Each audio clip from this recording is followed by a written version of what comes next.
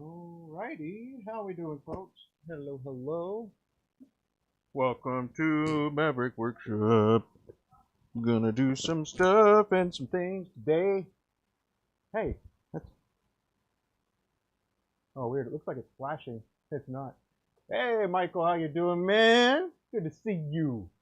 Good to see you. Hope you're doing well today. Happy Wednesday. It is that time of the week where you start, realizing that you got stuff to do that you're going to try to get done as quickly as you can, unless, you've prepared in advance and have been doing what you should be doing throughout the week, is chipping away at the old grindstone and making it so you don't have a whole bunch.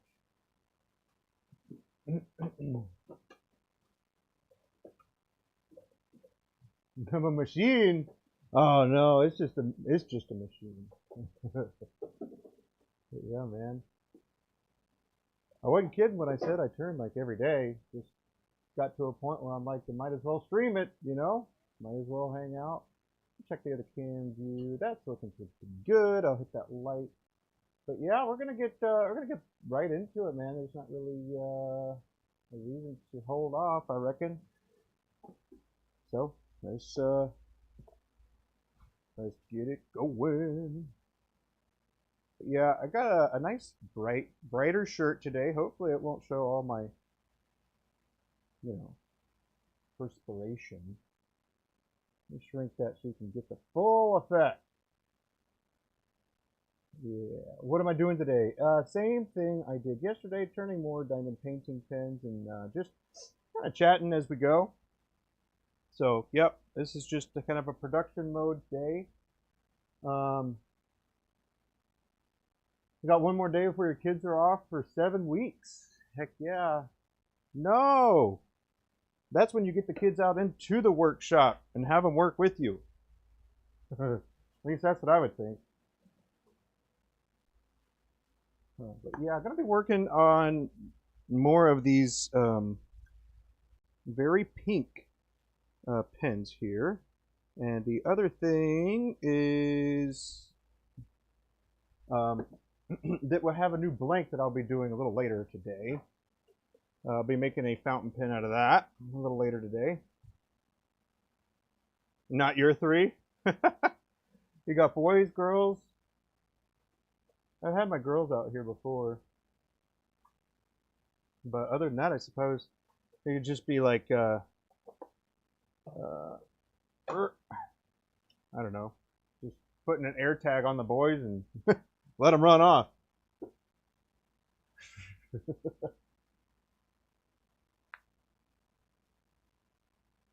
Nothing serious, but all right, no worries. It's fun either way. Fun either way. I love my kids. Have a lot of fun with them. So, nope. There we go. Get them lights going. I'll get this cleaned off, and then I'm gonna. Do you like the closer view of the turning here, or should I back this up a little bit so you can like see a little bit more? Because it is kind of hard to show, and then it's also really small at the same time. So it's like, well, what can I do here? So I can back it up, maybe get some more stuff in there, or do you like it close? Your daughters are nonverbal. Wow. Not possible. My son does want to make a pin. So all right. Well, that's cool, man. Very, very awesome of you. Very awesome of you. But you'll have to get him out there at some point, right? You'll have to get him out there at some point, like at least holding on to it a little bit, or have him pushing the stuff to bring it to conclusion. Stuff like that. Those are also very exciting things when you can bring something to completion, especially if they were a part of watching it happen. So I think those are pretty cool things. But yeah. All right, good there. Okay. All right. I still think I want to zoom it out just a tiny bit. And I'm going to drop that down a bit. There we go. That looks pretty good, huh? I really would like to do these horizontally, but well, I do also do them horizontally. I just don't have it live. Well, visible, I guess. Anywho. But yes, here we go. Let me get this cleaned up right quick. Start with a fresh. Hold the phone. There we go. Okay. Mulligan. Mulligan. Here we go.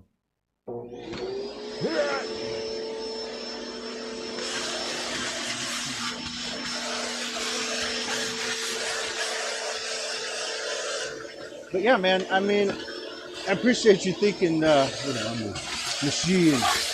I find it flattering, but I don't see another way to go about it, really. You wanna build up inventory. You wanna have your own stuff that you can, reliably move and sell and stuff like that. So we gotta keep the inventory flowing, right?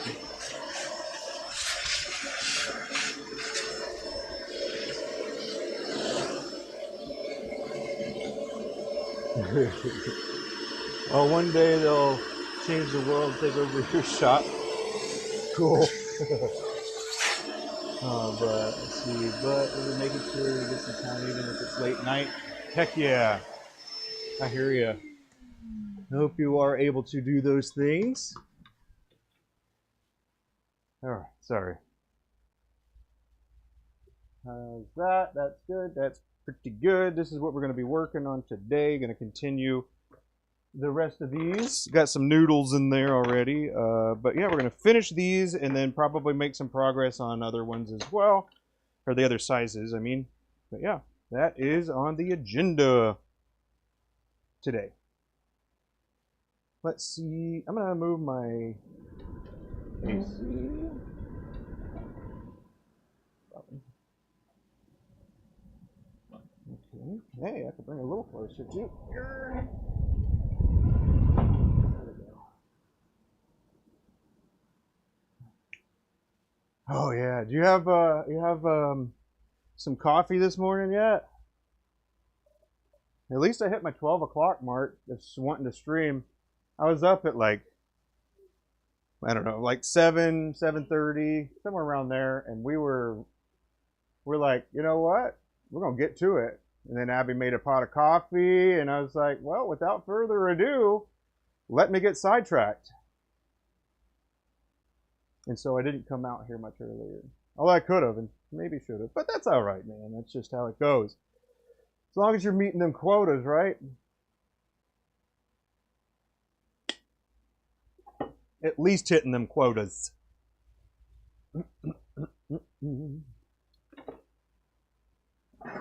What up? They're over there.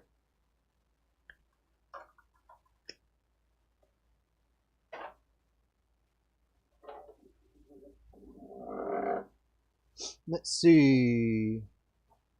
The chain. Yep. This morning it's 5:06 here. Oh my goodness. This morning. Towards the end of the day. Michael, where'd you say you were from? You say Brazil? Was that Brazil? Or was somebody else from Brazil?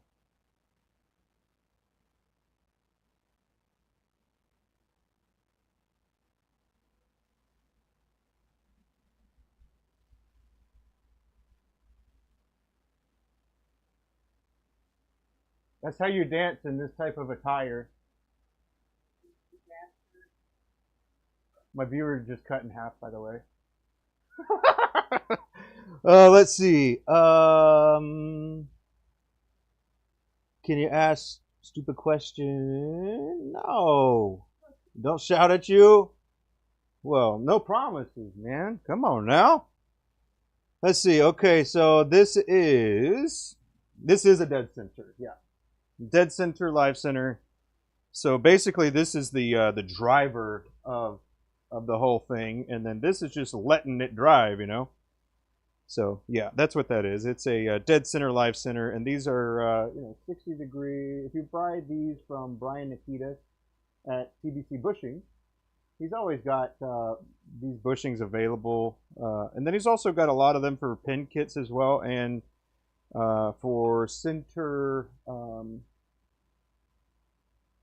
What are they called? It's the bushings that have the modification that you don't actually need a mandrel. I forgot what they were called, but I've got one over here I can show in a minute. You're in Scotland. That's so cool. Have you ever been to the U.S. before? What was I looking for? Oh, that's right. Never mind. Have you been to the U.S. before? There we go.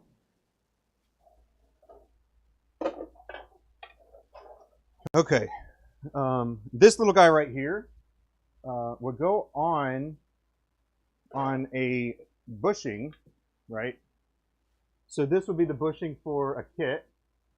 This is a different kind of kit, and then this is the bushing, and it would just go onto this piece because this piece is replacing the mandrel between centers.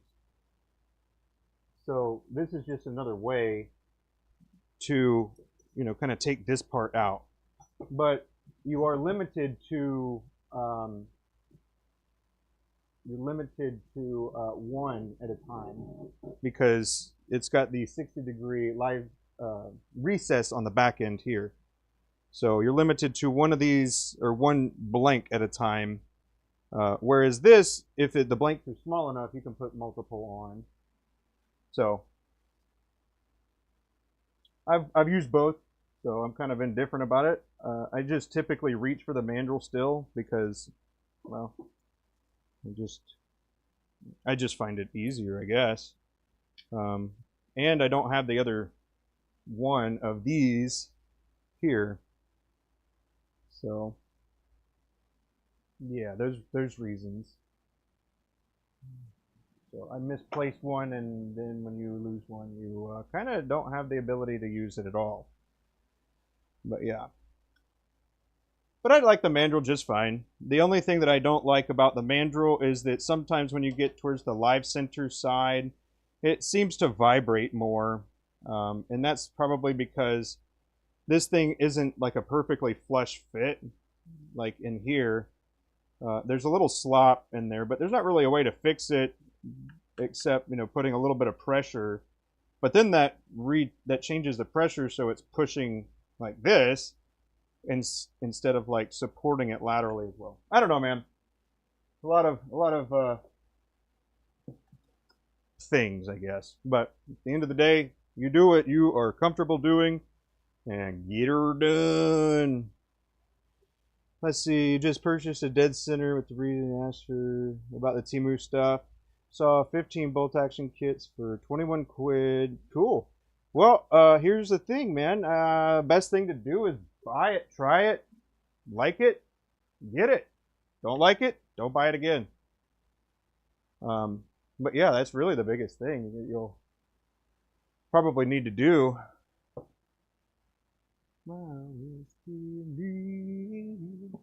Let me get this over there. This sucks over here, and it's not doing anything.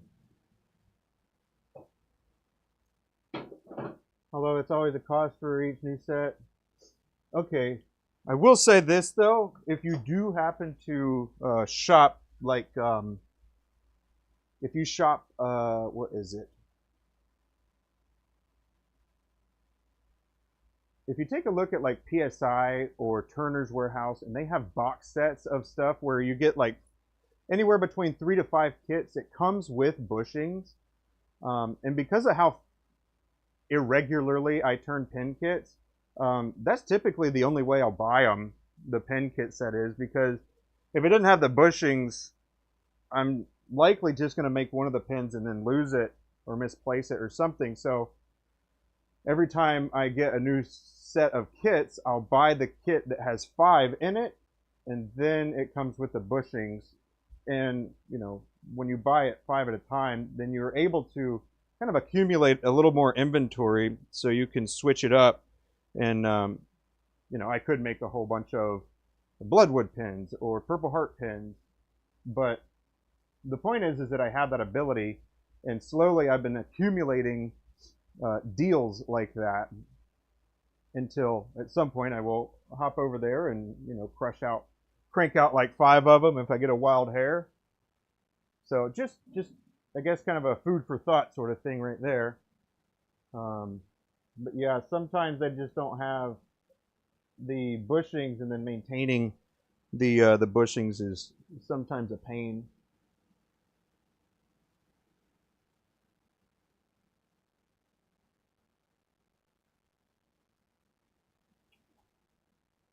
But just a moment, I'm fixing one of my lights here. Ugh.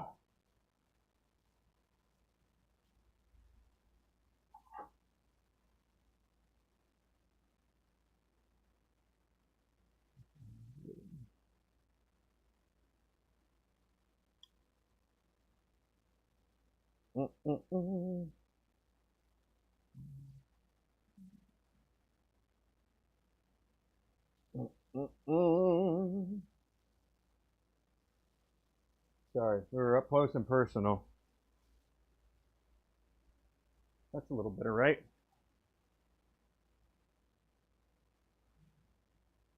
Let's see. Let's see. Let me hop over here, and I will continue reading that.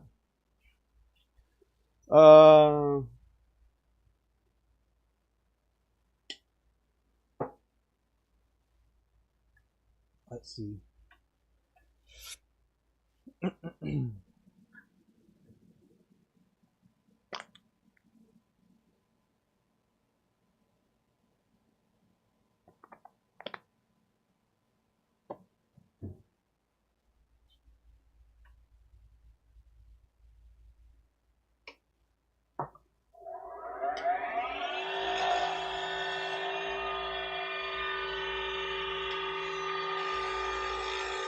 But at the end of the day, worst case, those are giveaway pins if you don't mind them representing you. Because it's a matter of the craftsmanship that you'll be selling, not the pin kit itself. Yeah, that's a way to think about it. Let's see. Mando Jacob Chuck come from Temu, had no issues. Yeah, man, if you haven't had problems, then good. I think it's more, Temu is more like a quality control sort of thing, where they don't quite have the same quality control. And then obviously they're not going to have as good return policies, but I will say some things that are mass produced are made so like repetitiously, then it's like, it doesn't really matter, does it? It should work. It just might not be like super grabby like some of the other one is or are. Or sometimes, I don't know, maybe one of the little thingies will break, or maybe it'll be warped, or, you know, those types of things. So just kind of keep an eye out for that. Personally, I haven't bought much of anything tool-wise from Temu, and then not much of anything for that matter off of Temu.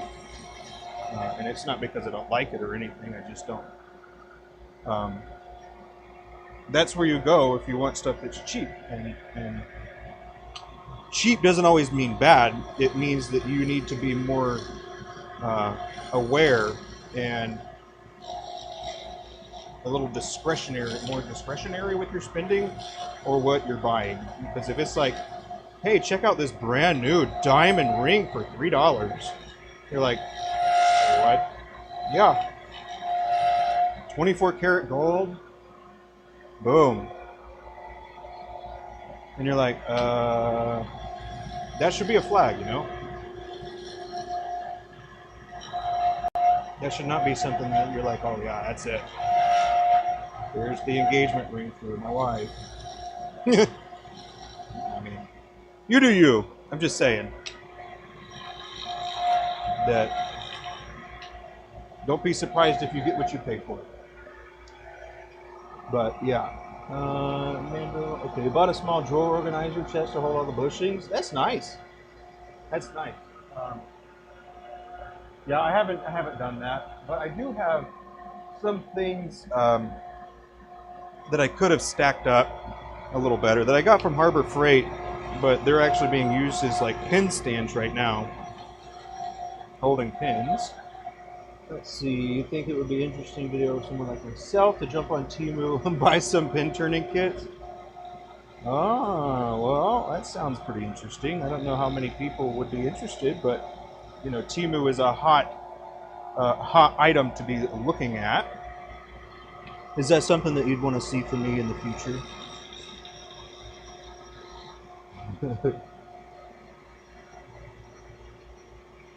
Test it, rate it.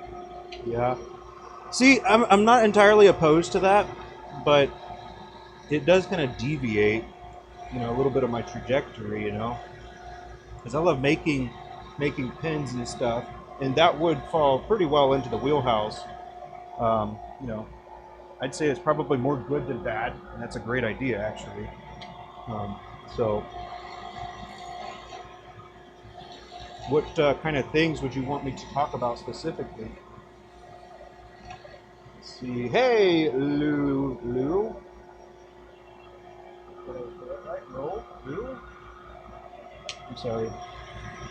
How are you doing? It's good to see you.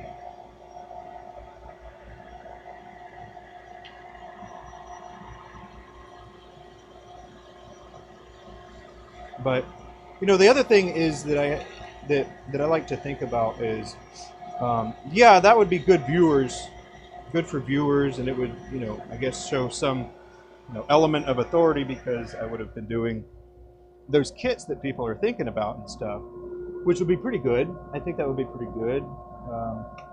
But then you got to think about what is it going to attract? It's going to attract other turners, right? And then those people are going to want the pin kits potentially that I was using off of Temu, and the way that they would go about getting those would be having their own little thing, right? So I couldn't really do like an affiliate thing with that. So it would really just be for the video part. I don't know. Lul, I am good. I apologize again if I'm not saying your name correctly. You can correct me if I'm wrong. That would be a fantastico. 50 to 100 bucks. See what I can get. Make it all. A series for beginners. I think my stream is a good series for beginners. I'm not much of a video person, or not as. I have not spent the time to get decent at videos. So basically, the videos that you see are, you know, I cut out some. I try to summarize it as best as I can, really. That's what I'm doing. I'm summarizing and abbreviating the whole process. So it could be pretty cool. Call it the Michael Wilson series, huh?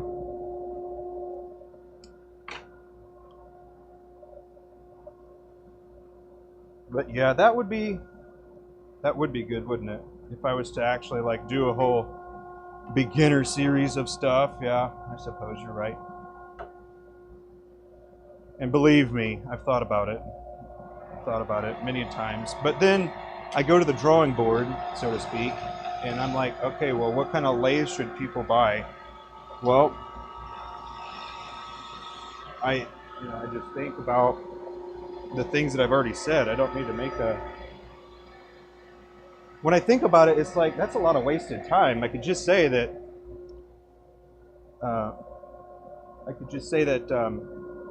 you know, the Jet's a really good lathe, right? It's got a wide range of speed. On top gear, or on top speed, it goes all the way down to like, I don't know, 200 or 300 or something like that, which is pretty cool. Yeah, I could do it on stream. But I'll also have the horizontal video, because I do record all of my stuff in both vertical and horizontal, so I can use some of that content later potentially if I did something that I wanted to like go back and look at and make a video out of, or get some clips to illustrate some of the things that I'm talking about. But I've been a little bit reluctant to do those types of things too, because, you know, when you do those types of things, you're putting yourself out there as like being somebody that knows what they're talking about and like a professional. And you know, I'm not a professional lathe salesman. I'm just a lathe user. So if it's a lathe that I find useful, I'll use it. But there certainly are traits that are different in some. Like, I guess I could do a jet lathe review, you know, after 5 years and 15,000 plus pins. This is my thoughts. But the other thing about it too is like the jet, this particular model, I think, not that the 1221 part, but the like the components I think may have changed or something along those lines, and then I'd be giving information that's obsolete and I wouldn't know it because it's based off of the one that I purchased like 5 or 6 years ago. I don't know. You're not doing it for your own gain? Oh, I'm not, you know, if my videos is going to help one person, it's going to help more than one person as well. So I don't really think about it like that. It's more like, is this a good target audience? Is this the direction? But, you know, I'm not necessarily like I'd really like to be able to have people come over and learn in person. So that's, in a way, I just kind of do this to practice and maintain and work on articulating the words that I'm using. That way, once I get to a point, I'll be able to, you know, have all my thoughts organized in a better way and be able to deliver the information effectively. And so that's kind of why I'm here, and I practice and I talk a lot about things too. You're looking into starting your own channel, but your own editing? I wouldn't worry about the editing. It's really not that hard if you do. And the other thing about it too is I study a lot of YouTubers and read a lot about YouTube. And one of the things that's actually getting more popular is the stuff where people are doing things that are pretty different. Like, those are gaining more traction because everybody's talking about like politics, and those are going to get a lot of views, but you know, you're not really contributing anything as an individual. You're just like, oh, these are my thoughts on this, but that doesn't actually help anything, right? And so I think this, on the other hand, actually would help people. Like for me, I love working with my hands, and I'll work with my hands all the time. And I even get restless sometimes because I feel like there's something I should be doing. And so, yeah, I get pretty restless on vacations and stuff like that. I don't relax very well. And Abby can tell you that as well if you don't believe me. Let's see. You should start your own channel if you want, man. Do it. And you could do the whole Temu thing. That would actually be a pretty good way for you to alternatively monetize as well. If you know how to monetize, or if you're consistent at doing videos and stuff like that, not just like YouTube videos, long form, but just thinking like you could have like affiliate marketing. That way, it wouldn't really cost you anything like to hold inventory or anything like that. It would just be more or less you were sharing an item that you found useful, and then you can get like affiliate link from that and get like 5% of whatever you sell. Let's see. Hey CJ, how you doing? You safe when sanding that? Always, man, always. We wet sand. So that keeps the dust down, if that's what you're referring to. You have a benchtop variable speed lathe, 11-inch, 22. Hey, that's good. That's a good size. That's pretty much it's actually bigger by one. You're a one-upper. on the link there. But I got the girth. Michael. Already helped you massively? Thanks, man. I'm glad.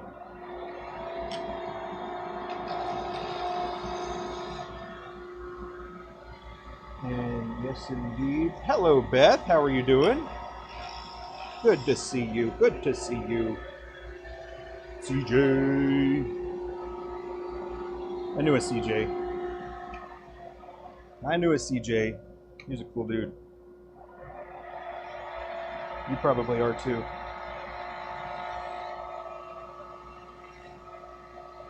Yeah, good vibes.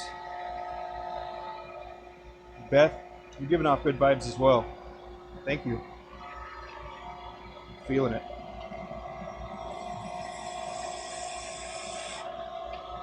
How do you like this eye-piercing pink? It is nice and bright. Although my glasses keep fogging up because it is a little warm in here. Come on, fan. Hit me with your best shot.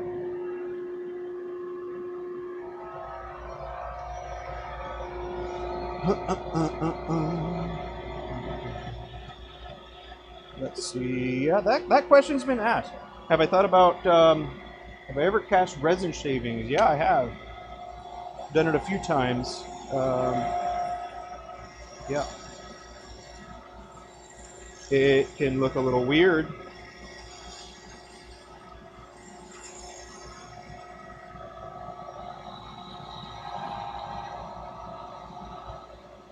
But yeah, I've got some examples of that. I made a dragon egg that had some of that in there that I was, thinking about. It would look kind of cool, kind of like a flame or something effect. I don't know. But it didn't actually look all that great, I'll be honest. But we could have done it a little different.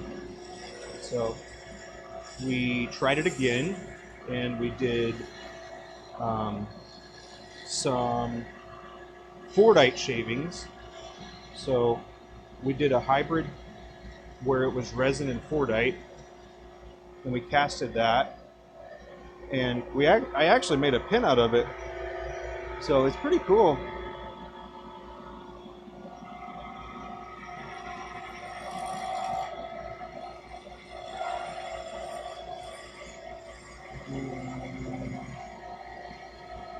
You also do a lot with live edge. Okay. Yeah. I mean, if that's your thing too, shoot, you got a lot of slabs. You could potentially sell some of them as blanks if you have like a table saw or a good way to like process that kind of wood. You could potentially sell blanks as well. And it would just be like hey, here's this lot of wood that I've got. It's this type of species, and then boom. You could do that. I'm also going to try the Chaos cutting board style, but in pin form. That'd be cool. There's one dude that I watched many years ago that I came across again, and he did like 2,000 different segments or something like that for a pin, and he made like 5 of them. And it looked pretty cool. It got a lot of views on the YouTube as well, man. It was pretty cool. It was pretty cool. Not the kind of effort I'd want to put into. Or not the type of thing that I would want to go for, but glad that there are other people that do that. Yeah.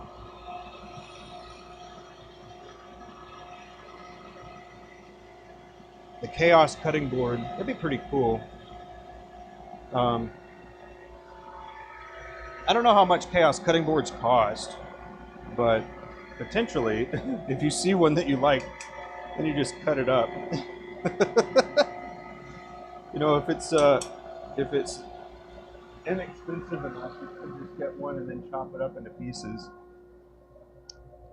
But yeah, I don't really reaching out to companies and see if they'd offer products. It's funny you mentioned that. I have reached out to EasyWood Tools, and they sent me a application process to be a demonstrator of their tools. So I have thought about it, but I'll be honest, I don't need more EasyWood tools, So I wouldn't necessarily be a good match unless they were trying to replace what I was using, or they wanted to give me stuff that I could donate, or not donate, but give away, and like build a little hype up around it and then give it away. But yeah. Other than that, I don't really see myself, being necessarily tied down to any company. Yeah, I just. You have loads of scraps, so you can get basically any species apart from walnut.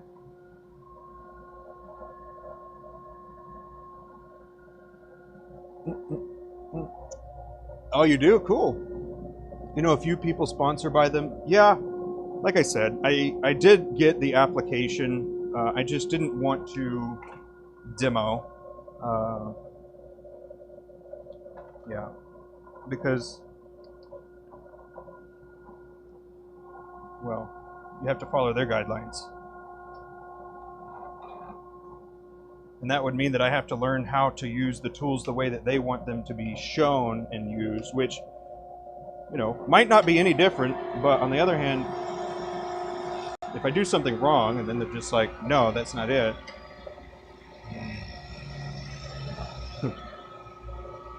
Let's see.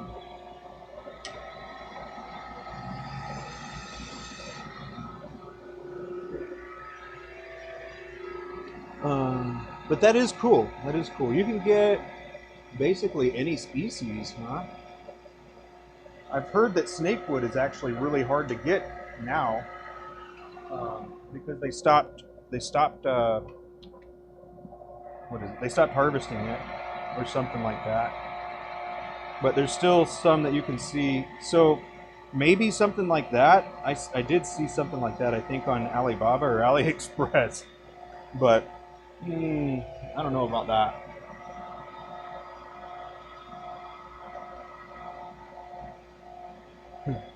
Wouldn't pay the money for them over here. $150 per chisel. That's a lot. That is a lot. I think that they're actually 100 each here too. But when you're doing it and you have these things that are like necessity. It definitely makes it different. You know what I mean?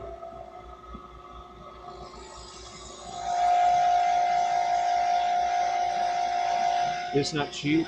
Yeah. No, it's not cheap. However, some of the ways that I've shown you actually, I would have bought the tool many times over. Just in carbide alone, like. All of these carbides are the round cutters that I've got 6 of these boxes filled with 10, and they're all like ones that I've used for, like, some of these go all the way back like five years, because that's when I discovered that I could use this insert on that. But if you strip the screw, you're kind of boned. You have a question? Go ahead, Koala. Koala. What you got? What you got? Send it. I am here, ready to receive.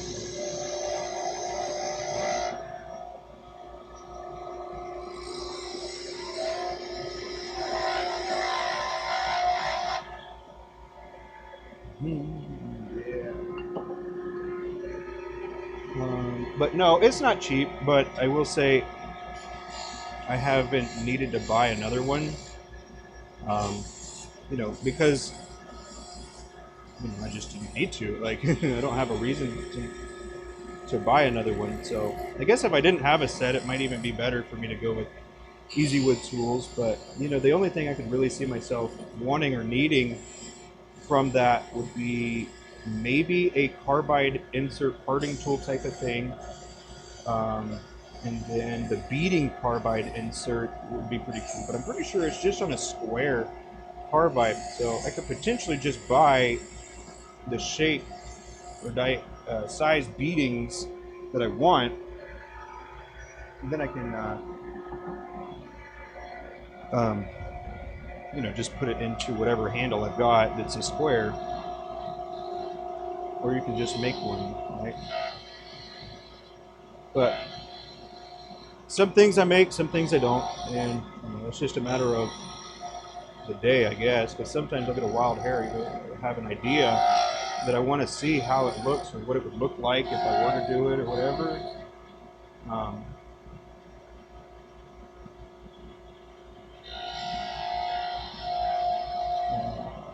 How am I live? Well, see, I drink water, I breathe air. I'm just kidding. Um, no, that's a legit question. Legit question. Basically, you apply.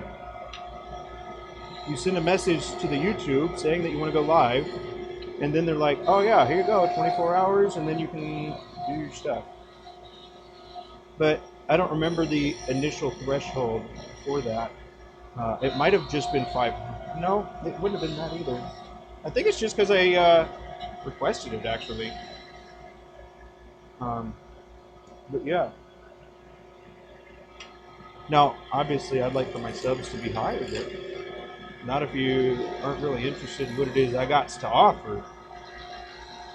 So if you're a pin maker or love turning stuff like that, this is where I think is a good place to be. But pin turning, pin making, bespoke pin making, kit pin making, it doesn't matter. If you turn it on a lathe and it's not a bowl or a plate, yeah, I'm on board with that. Well, I'll even do plates and bowls sometimes, but not often.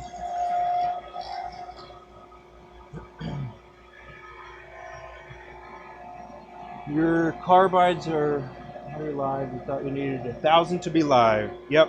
Send a request to YouTube when you click on like the go live part. I think that's everything. Let me know if it works though. And then if you haven't done so, hit that like button before you depart, if you don't mind.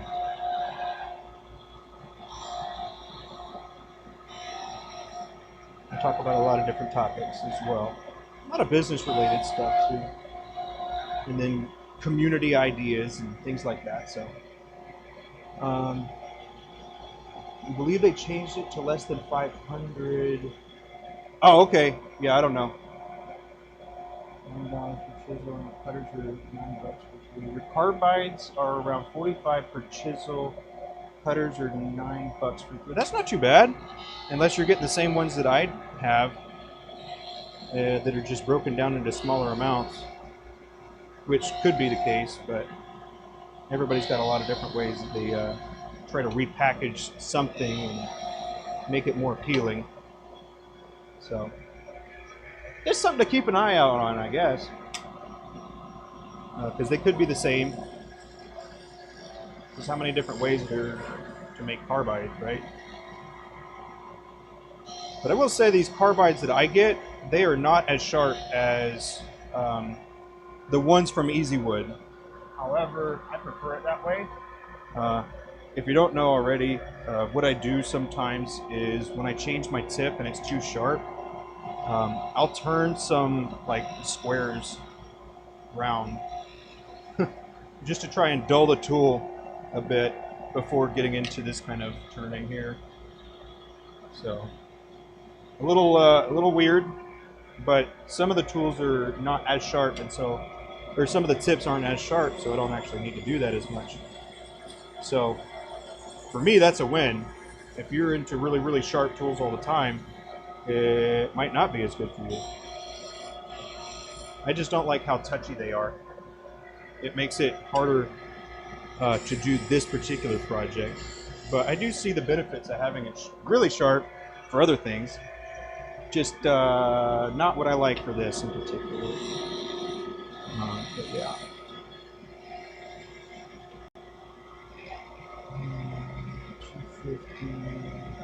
I don't really know how many it was, but it wasn't that many. And then you can request, and if you got like, I think that if you have stuff that's like already has a little bit of viewership and a little bit of traction, then they'll probably just let it be like, yeah, sure, go for it. No. But what type of stuff do you stream, Koala? So maybe we can, I don't know. hook each other up.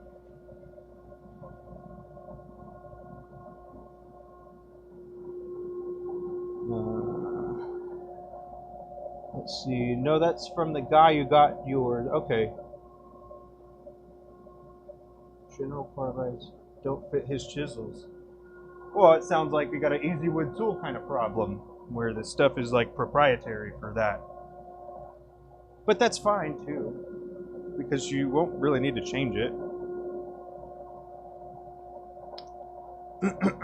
So the thing that I really like about the handle size of the EasyWood tool, it's like the mini or the small one though. Like this one is the micro, right? This is the micro, and I think it's like a 8-inch handle or so. And then this one is the 13-inch handle, maybe. Let's see. Where'd my yardstick go? Oh, my yardstick! Did y'all hear about the yardstick store? Apparently, they're not making them any longer.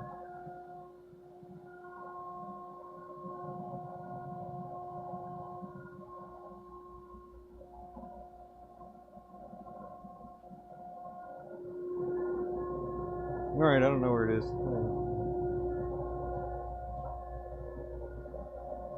But yeah. I like this handle because you can kind of work up close with the grip up here. But you also have good leverage on the back end here. On the back end.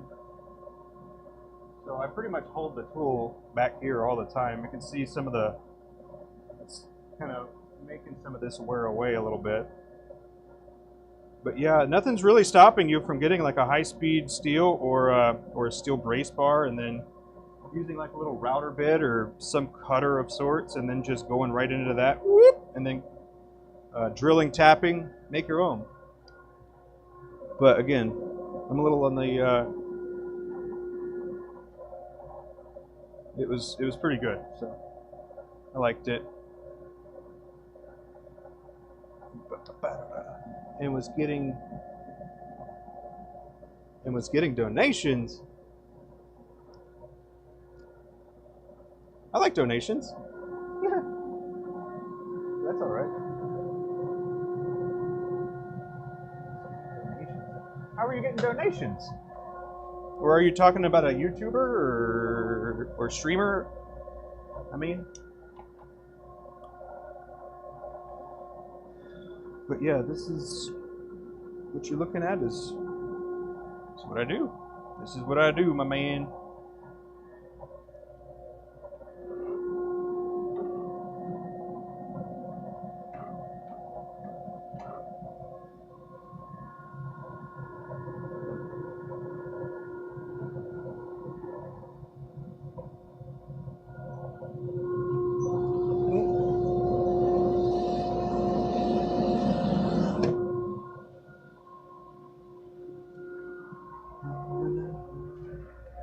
But yeah, I don't stream because I think it's gonna. I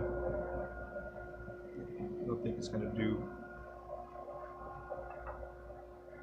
I don't know. I don't know, man. It'd be cool if it did. It's not really why. I just like it, and you know, for a very niche type of thing like this, it's a little more complicated to find people. So. This is one of the ways that you can find people and then start working together and stuff like that. Right on. I'll see you in a bit. Let's see, 26. But yeah, I just...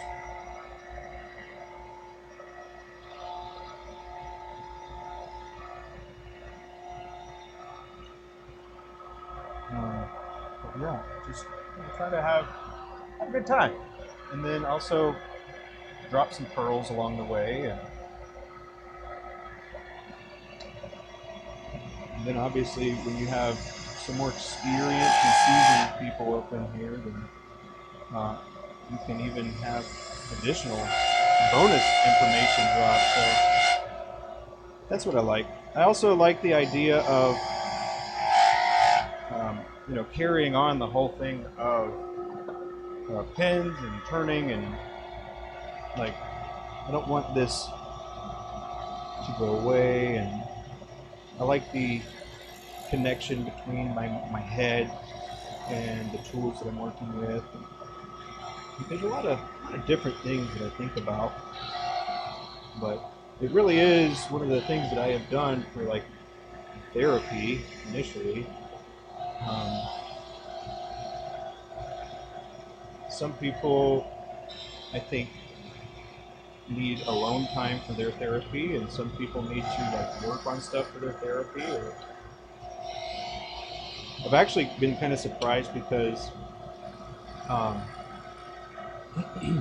with talking on stream, it's helped a lot of things, like helped me organize my thoughts, believe it or not. And you know, just working with my hands. But I do try to learn from whatever I'm doing too, and then just try to refine it, because if you don't know, think about this. Think about this.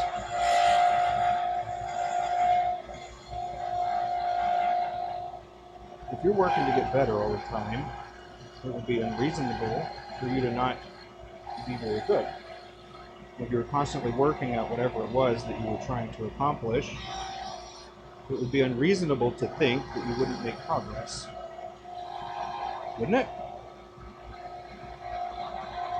But then there's also the possibility of having a guide or a mentor or somebody like that that can also show you stuff that can enhance the designs that you come up with, that like you see different things that they're doing, different ways that they're doing it. But yeah, if you think about it, there's not that many people that stream turning, or anybody really. I've seen a lot of turning videos, but not much turning. But that's all right.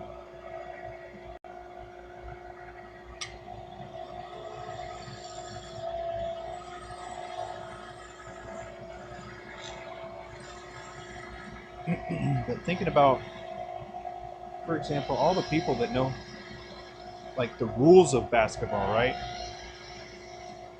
Knowing the rules of whatever it is like 80% of it. And then the other part of it is like nuance and then doing it. So just by starting and being familiar with something, you could be like ahead of a huge amount of people just because of that. I think one of the biggest things people have problems with is a little bit of fear of success in some cases.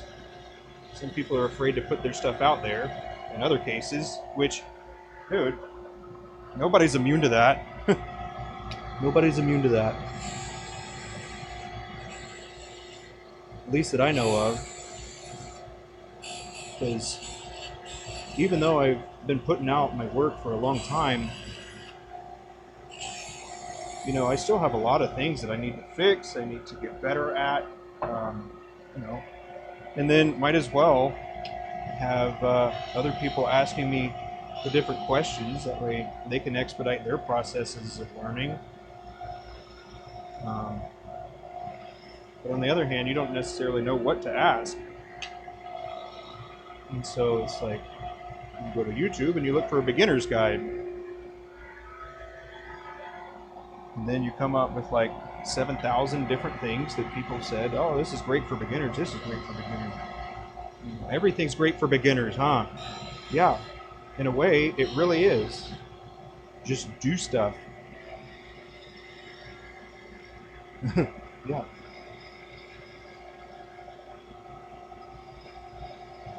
Is it good for beginners? Yeah, sure. Segmented, good for beginners? Yeah, you had to be a beginner at some point in order to do it, right? You don't just start with that preloaded in there. So, Anyway, you know. You know. If you don't know, now you do.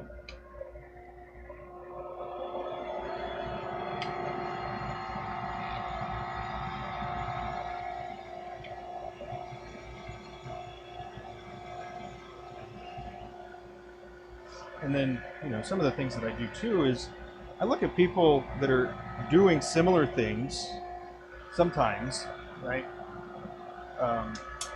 Not pin making wise, but I don't actually watch much of any pin making, except for my own VODs, I guess.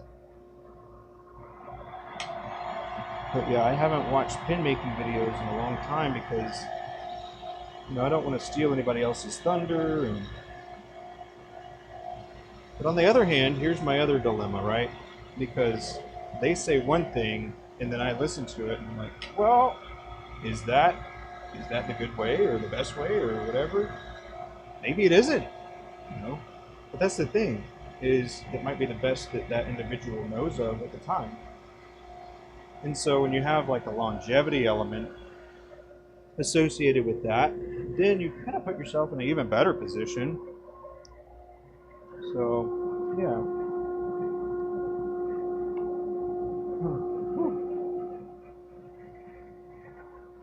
But sometimes I think that I don't know enough. Like, I don't know, well, not sometimes, all the time. I just don't think I know enough. And I think that's one of the biggest stoppers as well. And it wasn't until I got to a point where I was like, you know what? If there are smarter people or have better people that have better ideas, they'll have no problem saying it, right? Because they want to be right. And then if you have a way for them to tell you, like a stream, for example, they'll see how I do it, and they'll be like, hey, you ding dong, that's not how you do that.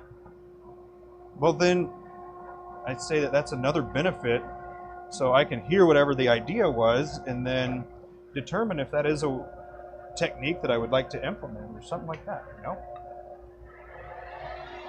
It's just one of those things where you position yourself to where you're not losing, right? You don't position yourself to where you can lose. That doesn't mean that you're always going to win, by the way. That's not what that means. It just means that you're not going to lose. Hey, Lawrence, how you doing, man? Those are some cool pieces of work that you showed me.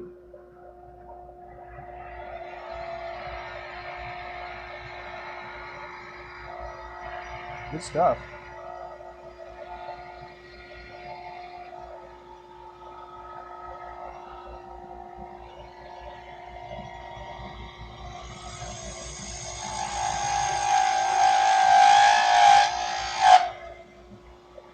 Hey. Yeah, I've been at it for a little bit, man. Not too long, though.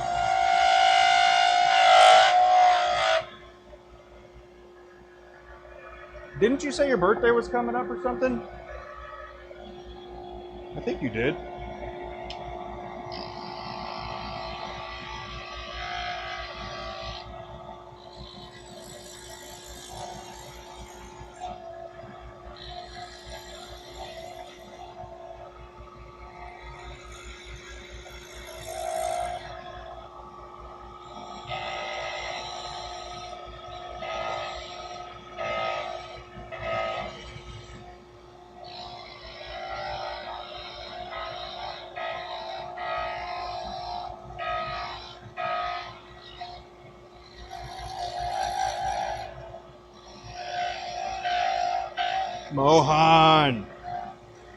Mohan, I was thinking about a clip, man.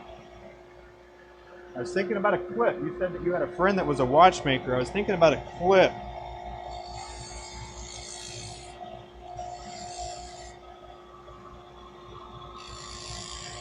So the way that the clip would work is it's got like a latch.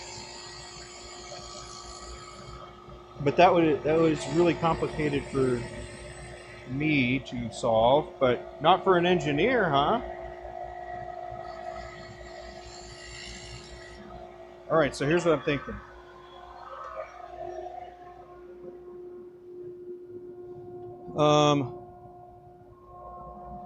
Obviously, it's a work in progress, right? But basically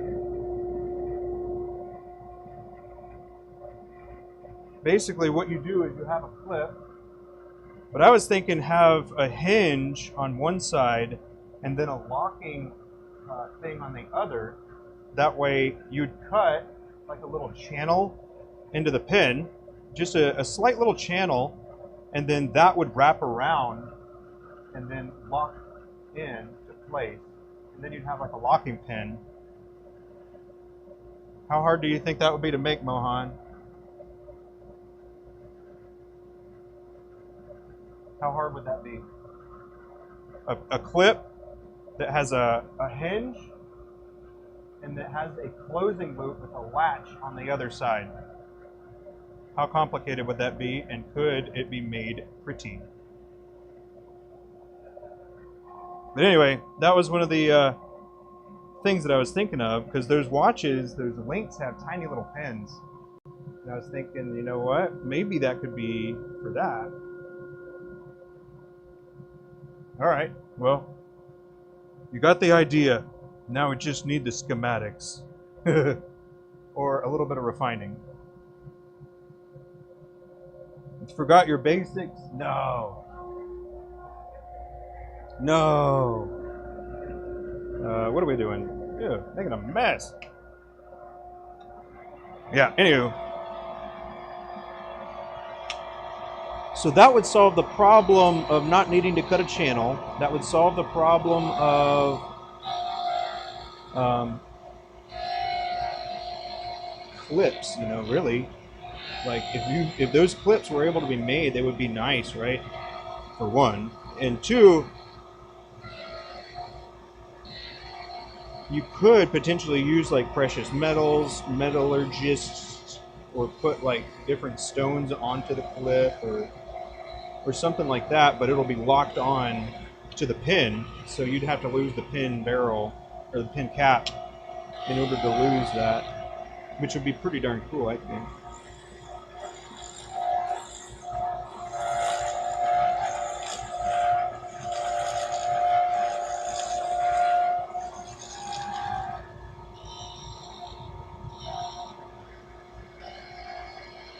Anyway.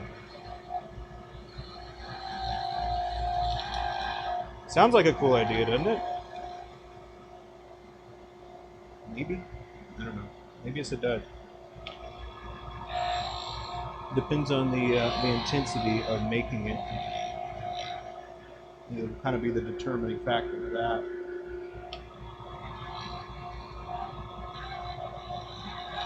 When I turn glitter infused blanks, they don't feel as good on my fingertips.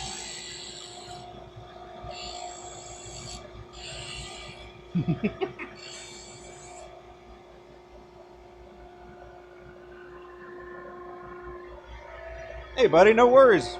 Appreciate you being here. Ran some errands? Dang, man.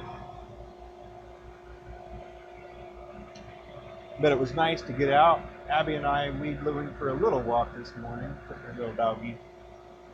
Took our little baby dog.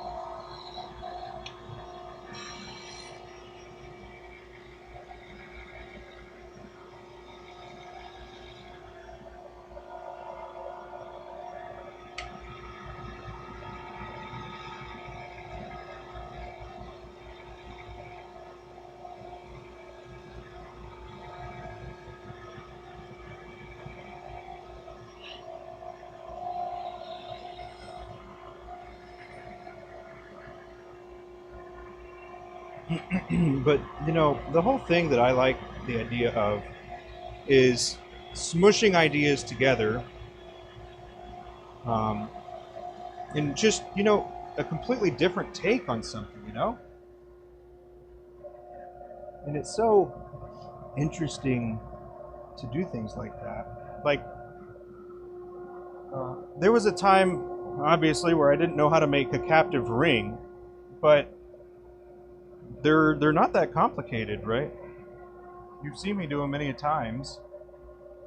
Um, showing you how, and then the different tools that I use, the tool that I made for it, stuff like that. I need to go fix this light right quick, so give me just a moment. I'll step over there right quick. Out of frame. Uh, we have automatic lights, and that one is being finicky.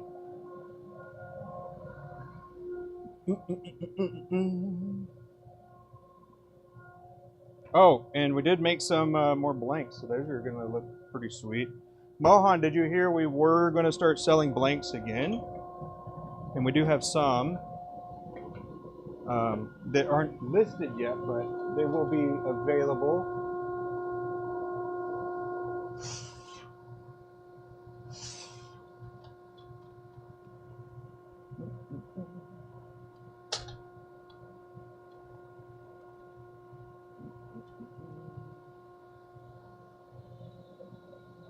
Let's see, it's weird that I need a light to see on the dang light, because it's like shining right in my face. Ugh. Ah! Alright, well, I ain't gonna mess with it anymore right now. But I think there's a little dial on there. You make the big bin cigar pins. Nice, nice. Yeah. One of these days you'll be as good. Yeah. I don't know, man. It'll be better. I was gonna adjust the light, so you can adjust it to where the timer or something. So you're gonna need a screwdriver to go up there if you want to, but I can't look at it. Here, you come over here for a second, please, and I'll do that. So what was happening is it keeps turning off. One of these days you'll be, no, you'll be better. You'll be better. If you just go at it, man. Go at it. It's one of those things where you got to have meaningful practice to improve. Hey, Bella, how are you? Good to see you. Good to see you. Thank you for being here. I am turning some diamond painting pins, but I'm going to take a little break for a second while Abby comes over here and I fix the light right quick. What? Yes. Yes. Mohan wants to see the blanks for sale. You can show him the two. The other, we haven't tested the other ones yet. Yeah. Here you go.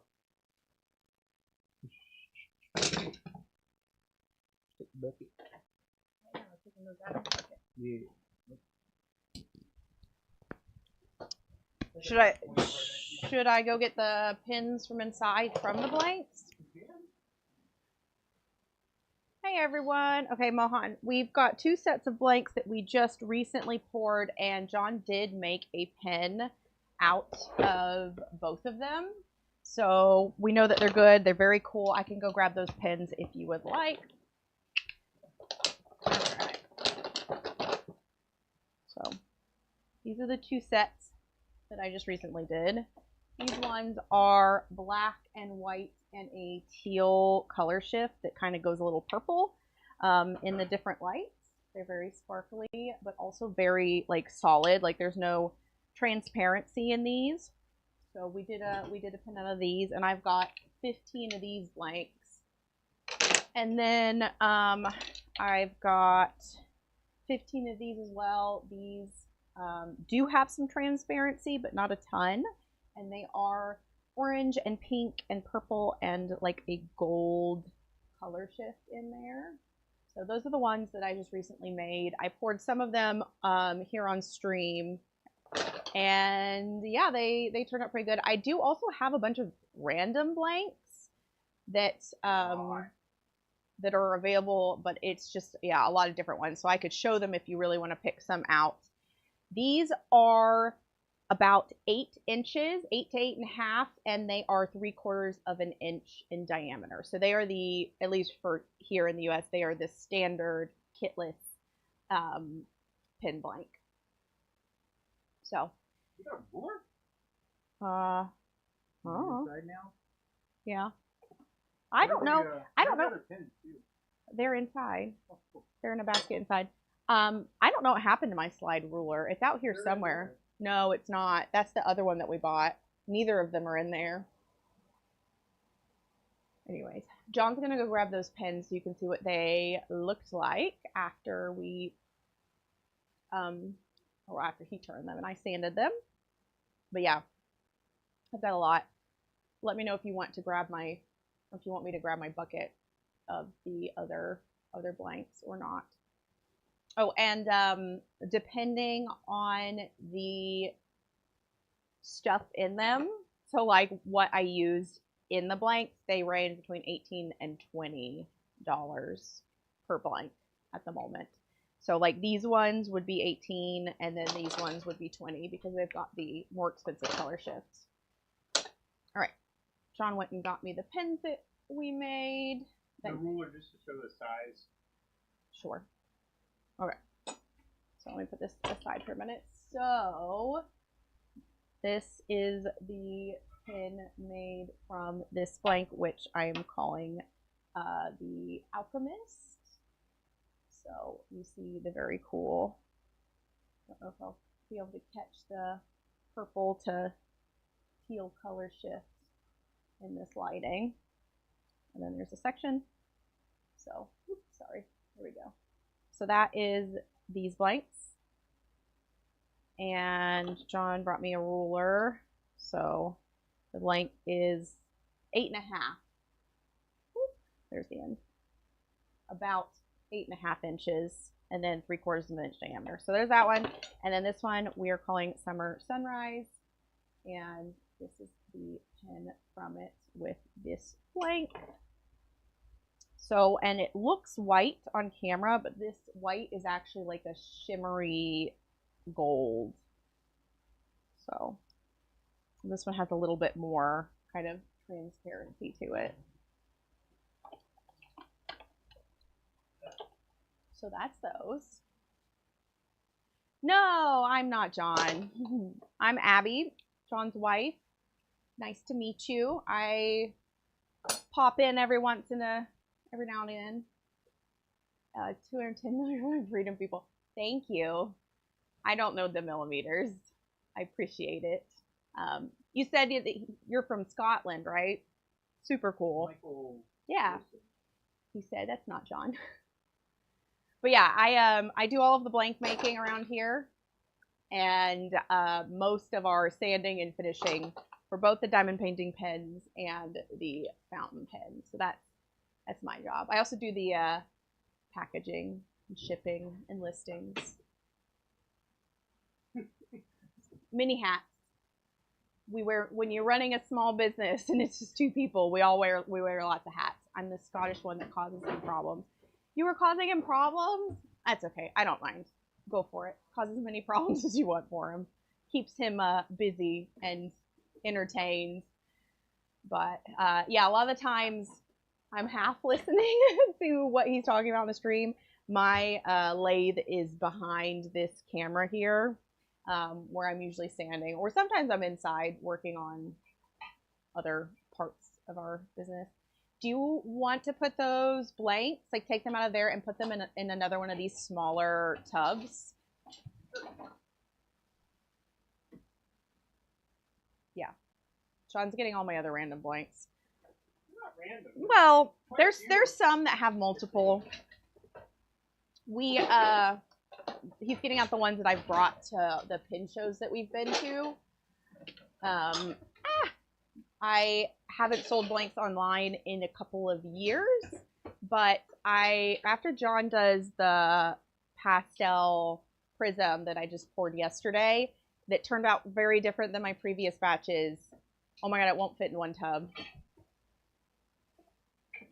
I guess, yeah, I guess we're gonna put them, oh god.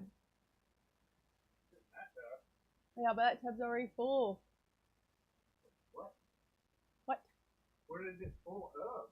Blanks. I don't know what's in them. Ooh, that's a better tub. That you can just, well, actually, it's not trash. Those were Patreon ones. Hey, those can get dumped elsewhere, though, and I can put them back just with, like, all the rest of my blanks. Sorry. He's moving stuff around over there, making a mess in general. Is that really better? I don't know.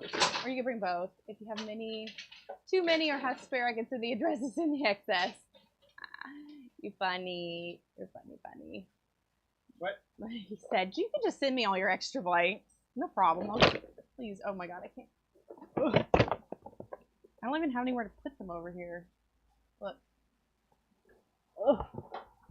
And these are just the ones that were like labeled for sale. I have other ones, but I'm going to keep those for now. Help me. I need to, but there's nowhere to put it down. There's not a surface over here, so I need to. No service. Surface. Let me service you. Oh my god, they're so heavy. Okay. So. Start trying to combine like items. Yeah. Oh, those are the new ones. Yeah, not those. Those are already combined. Okay, so like we have, like I said, quite a variety of colors and looks, and most of these I can pull up pictures. Pins that were made from them. I think probably every single one of them. I have a picture somewhere of them. Those are really cool ones. Yeah, prismatics are cool. What are they doing in there? I don't know. We need to not bring as many blanks, I think, to the pin shows. I just need to get them listed so that people can buy them online. So that's maybe one of my weekend / next week goals is to get a bunch of blanks listed. If you're a pin maker and you would like first dibs on any of them, let me know, and I can like put together a custom like listing of what blanks you would like. But yeah, that's what we got. We got lots of options, lots of colors. Yeah. But yeah, we'll pare down how many we're gonna bring to how many blanks we're gonna bring to the pin show, and then have the rest listed. Yeah. We've got the DC Super Show, which is the biggest pin show, I think, in the world. Coming up at the end of this month, so it's July 31st. John's got it back there to August 3rd. Shipping would kill you. Yeah. The problem with blanks is they're freaking heavy. And I don't know if I don't think there's a thing as like international flat rate. Flat rates, I think, only within the US, unfortunately. So if you were buying like big bulk amounts, yeah, I'm pretty sure that since it's all by weight, it would be pretty expensive. I can look that up if you would like me to. Yeah. Because Scotland's part of the UK. It's not part of the EU. Because currently, the new rules that came out for the EU, we're not even allowed to sell to the EU. But we are to the UK. So, and pretty much anywhere else in the world. Kind of frustrating thing that happened at the beginning of this year. But yeah, that's what we got going on. John, I did talk to the lady at the local store, trying to send a pair of headphones to the States. It's going to cost me around $60 US. Yeah. Oh, she is out of town this week, but will be back in town next week, and we can drop it off then. And I sent the invoice through our Shopify, and yeah, that's what we're doing. We were doing a local collab, and then I'm gonna order a bunch of nibs once we get that paid for, because we gotta stock up all of our nib sizes for the show, which we need to sit down and talk about. Yeah, we have a lot of things that we need to like okay, what stuff do we not have that we need to bring to the show? We need to get all of our boxes out for the show. Yeah. So put it on your schedule. My schedule is already open for it. Maybe this weekend. John, did you tell Abby about the video idea I pitched? No. What's the video idea? He wants me to get pin kits off of Temu and do a series where I just do Temu stuff. The problem with Temu is now with all the tariff stuff, if it's not at a local Temu warehouse, which there are, if it actually comes from China, then every pin kit and every package is going to be hit with tariffs as well. So Temu isn't as cheap as it once was, but I do like the idea. I think that's funny. I think that would be a good series. But some of the stuff like that would work better as like videos opposed to stream.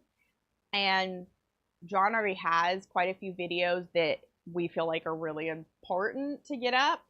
And he prefers streaming to making long form video content. So. Well, this just ends up being my long form. Yeah, exactly. These get posted after the fact as lives. Forgot he rents the USA in that respect. What? I don't know what that means. Well, what does that mean? You did something. I don't know. I don't know either. You did something. But yeah, that's what we got going on right now. Very exciting. Yeah. You're gonna make one of those pastel today. Later today. Yeah. Later today.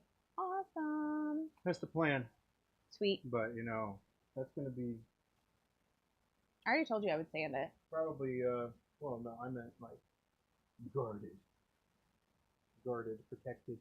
The pastel pin making? No. The blanks themselves. Or are you trying to? Oh no, I'm gonna sell them. Oh. That's.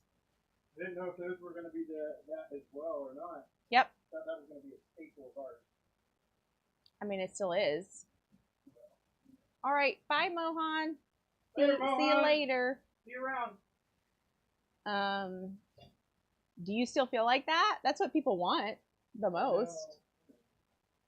And I kind of feel like we're at the point where that's probably what we should do. Okay. I'm down. What you doing, Evelyn? You're gonna take pre-orders? I might, but the way that I'm going to do any sort of pre-orders is you will see the batch prior to me shipping it, because the pastel prisms absolutely turn out a little bit different every single time. They just do. So I want people to see what they're going to get prior to me sending them from now on. Or at least that's my idea. That's great. It's good for stream too. Yeah. So that's kind of our idea right now, is to probably do at least one, and depending on how these look, maybe we might even keep like a handful of these so that we have some available for the shows that are coming up. Yeah. All right. You done? Yep. Did you change the timer or whatever? Yeah, but I don't know what it's going to do. Well, we'll find out. I also hit a button. It was a circle button. How exciting. So it was a line versus a circle here. Okay. So I switched to a circle. Wonder if they won't turn off now. Yeah, I wonder if that makes it automatic. We'll have. Or changes it from automatic. Yeah, we won't know till later when we are done. But I'm gonna give you guys back to John. All right, I gotta get back to it anywho. And I'm gonna get back to Sammy. Thanks. But yeah, wanted to get the person that's in charge of that over here to talk about that. You know? Feel me? I feel you. Thanks. Oh Lord. Oh Lord. I think that'll be fine. We shall see. A little bit more. A little bit more. There we go. All right, cool. Let's get back into it. Turning dots. Well, let me know when you are about at that point where I need to start making it. Do you hear me? What let me know when you're at the point where I should probably start making it. Because, yeah, I'm going to keep turning the dot dots until that point. But let me know, obviously, before you get too tired. Let's see. How long does it take you to make it? The boss lady. Yeah, about an hour. The boss lady, yeah. Everybody's got one of those, right? Whether it's your mom or your wife or daughter. There's a boss lady in everybody's life, isn't there?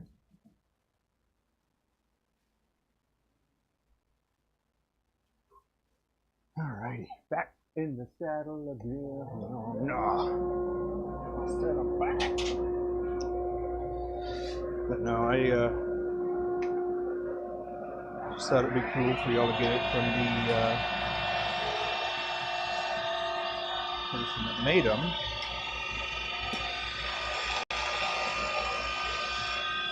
That's kind of the theme of the Maverick Workshop, you know, is that we want you know,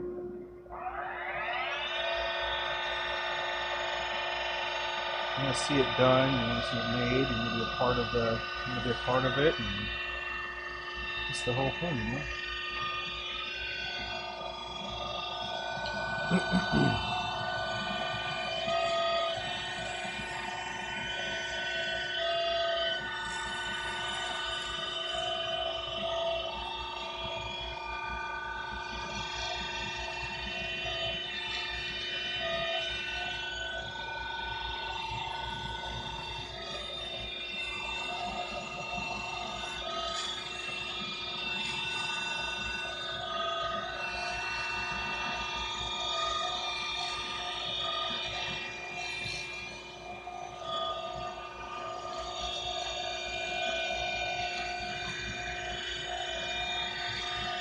Your wife? Yeah.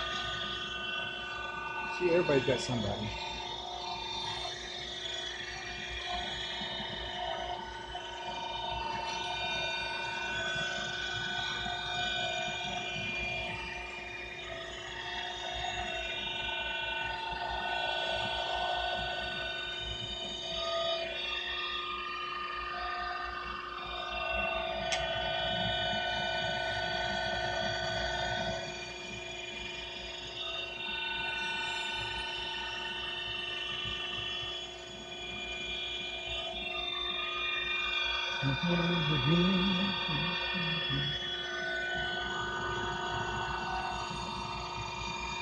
Yeah, I mean, what I could actually do right now is, instead of starting with the Temu stuff, I would just start with the kits that I've got already, and then make a video with that.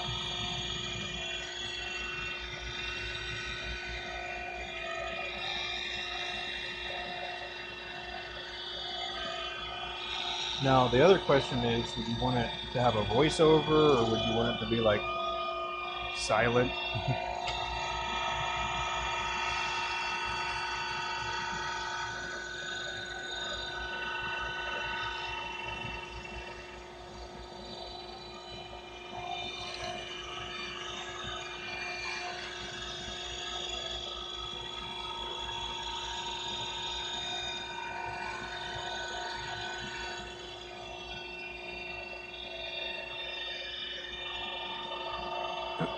Like, I guess people could just turn the volume off.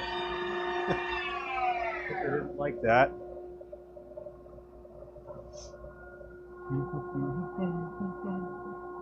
And then, Lawrence, you said your birthday was... Let's see...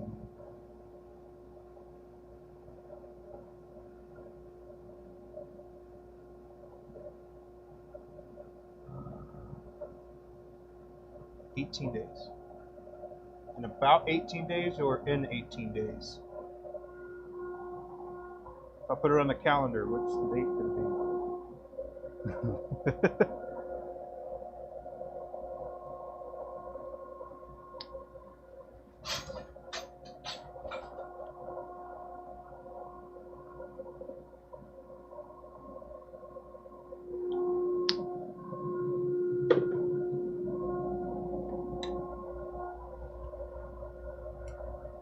Gotcha. Okay. Need to throw that into the old calendar.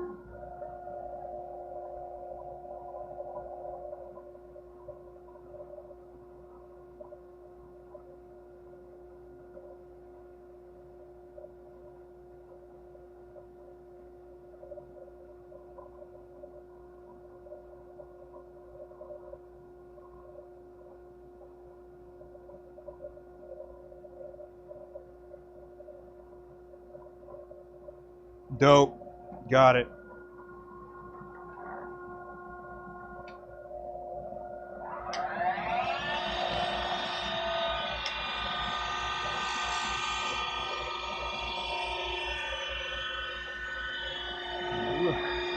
Let's see, what are we doing? Whoa. What number?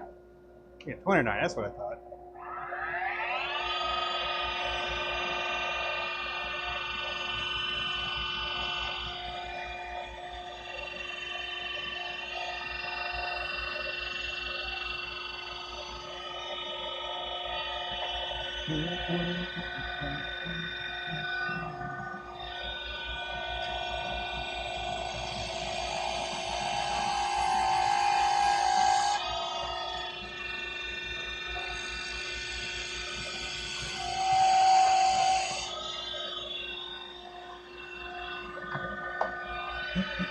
Yeah, working on some of these things. Got other spinning wheels, or other spinning plates, I mean. And spinning wheels, I guess. Spinning wheels because you got an idea that you ain't making progress on. What you think about. You lost the number 1 spot. Oh no! Pretty tough competition out there.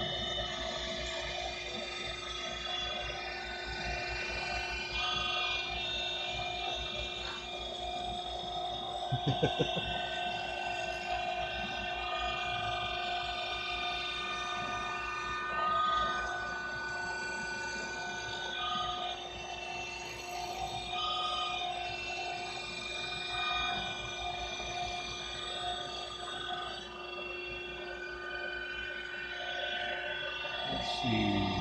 It'd be pretty interesting if you could choose the project. I don't know. Some of the people that I watch play video games, they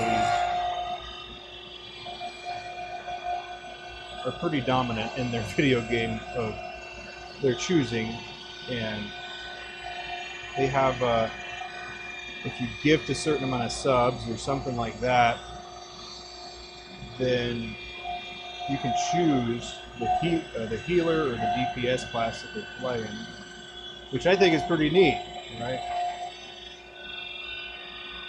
So I was thinking about something like that for projects. But we could just have a vote or whatever.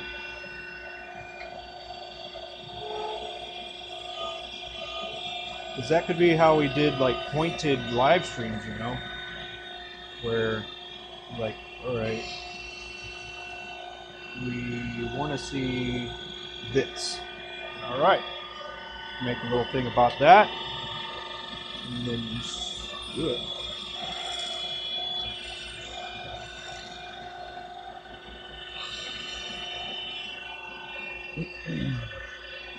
Because, you know, there's tons of projects to do.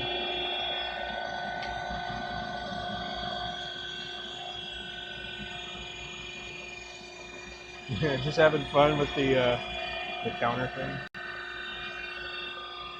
Yeah, I'm not sure if it's on YouTube's in or if it's a plugin that I've got for my streaming software.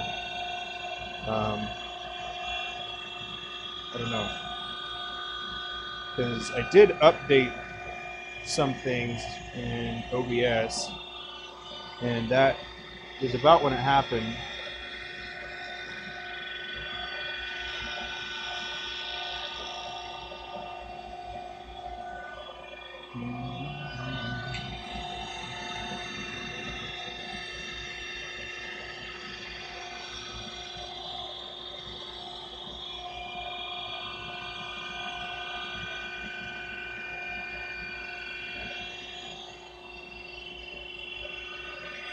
You're not at the bowl turning stage yet?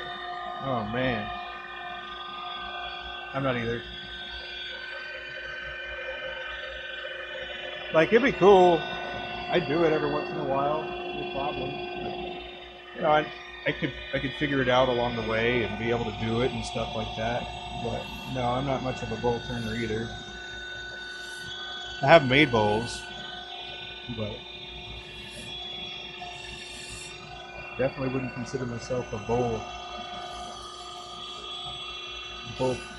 maker.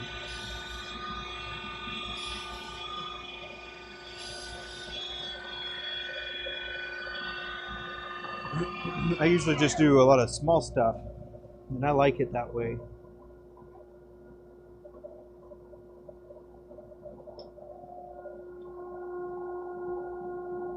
Yeah, I'll do all kinds of small stuff. And see, that's kind of the other thing that I think is so interesting about it is like a lot of people could be doing that.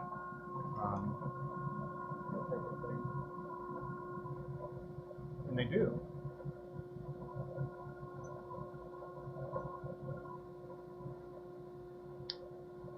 But I will say something that's a little interesting is some of the people that I have watched on YouTube. I'll take a look at their shop. You know, I'll go and see what kind of things that they've got in their shop that they're selling. You know, the handmade items that they sold, and then I'll just kind of have an analytical view of like what it looks like listed, what the pictures look like, the craftsmanship element of it, the complexity. You just think about all those types of things when you look at it, and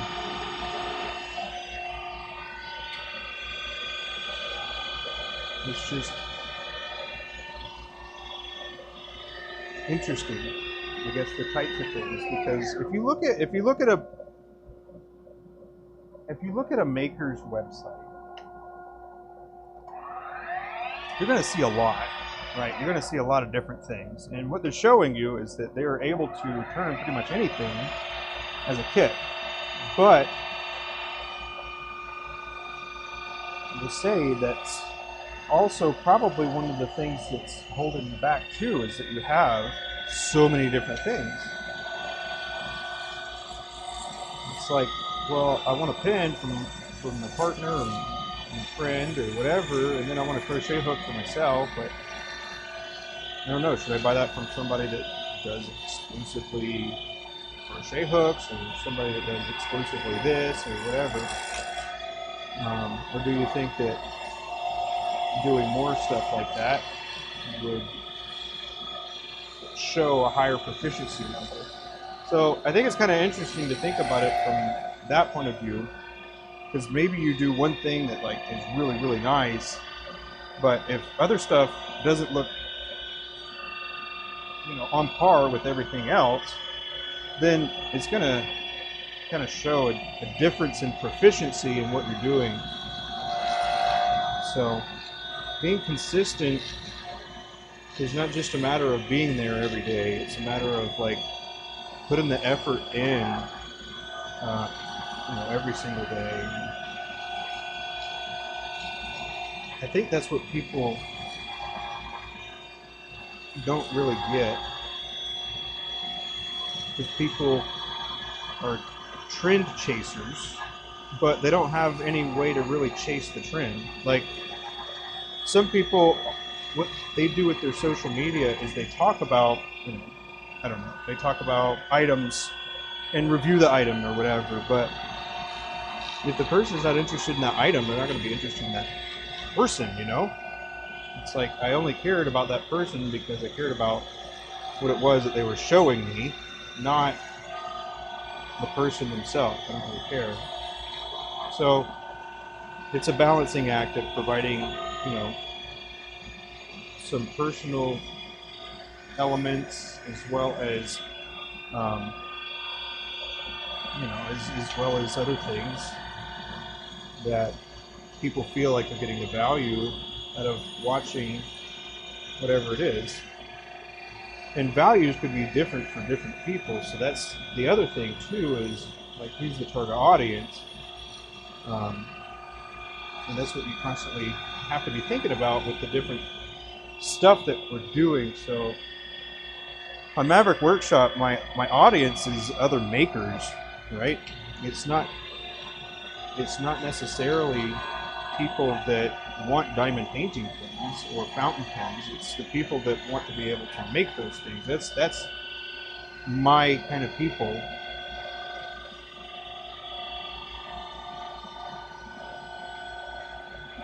And it's one of those things that you gotta think about. Because what if I did show that kit, and then other people were like, you know, I'd really like one of those. Can I have one? And you know, you don't necessarily want to turn people down that are trying to support what it is that you're doing. You know, that's the opposite of what you want. You like watching Michael on YouTube making pins? Yeah. Hey, how you doing, Noor? Hope you're doing well today. Having a good time in the shop today, as always. It is Wednesday.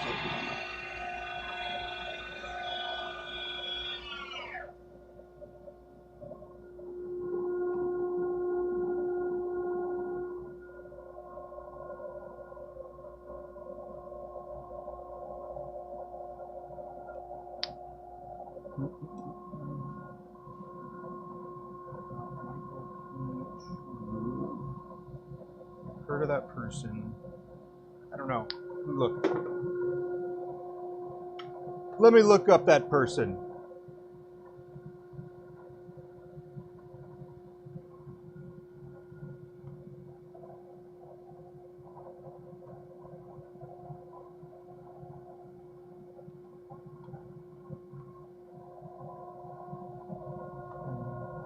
Let's see.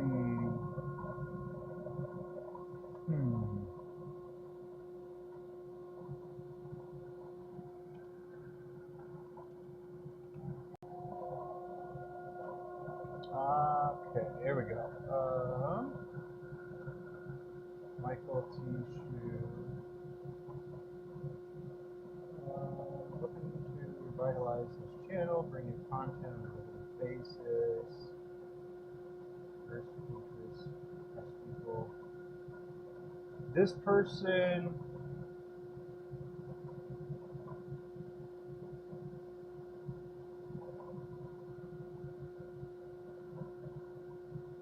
Okay, so yeah, cool.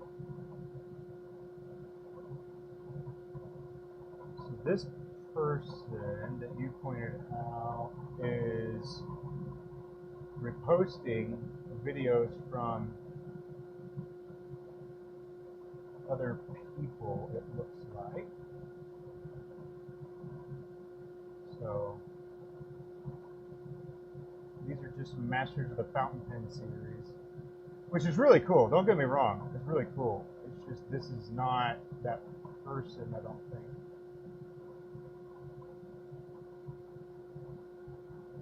Yeah. Looks like they're reposting the looks like he's reposting videos from other stuff. Yeah.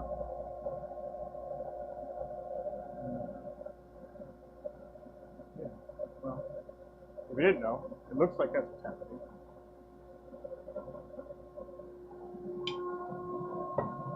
Because when you see a statement at the very top that says, I claim no rights or anything over this video, that means that he's reposting it.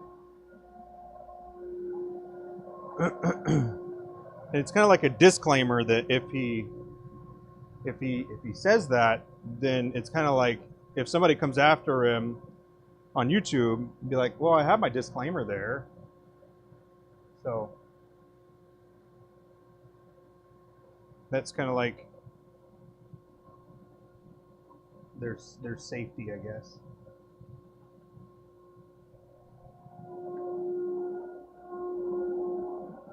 But yeah, I don't know. thing about that.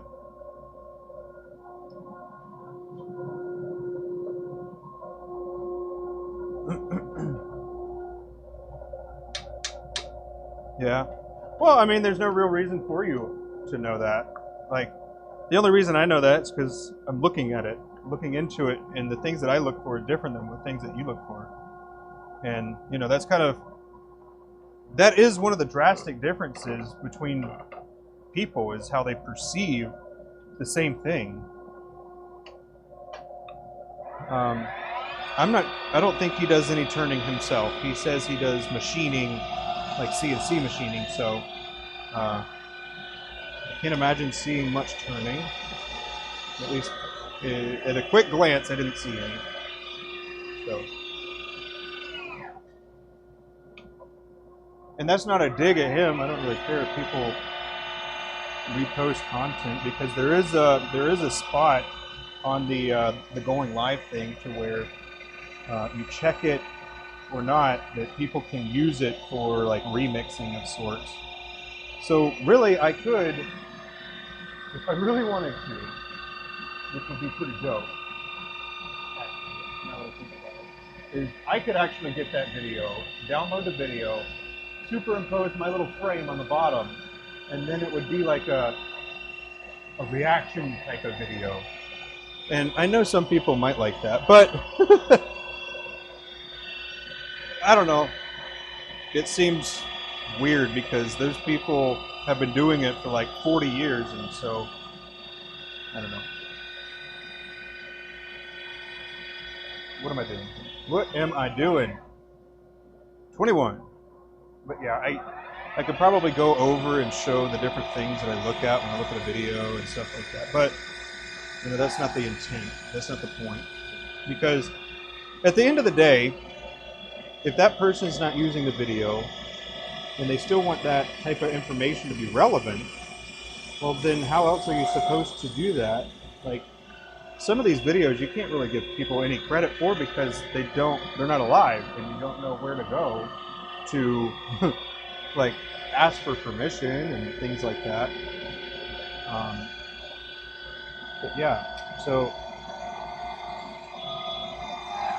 I'm kind of on the fence about those types of things, because on one hand I'm like, that's not their content, but then on the other hand I'm like, you know what, good, they're keeping this type of thing, the area that I am also operating inside of, keeping it relevant.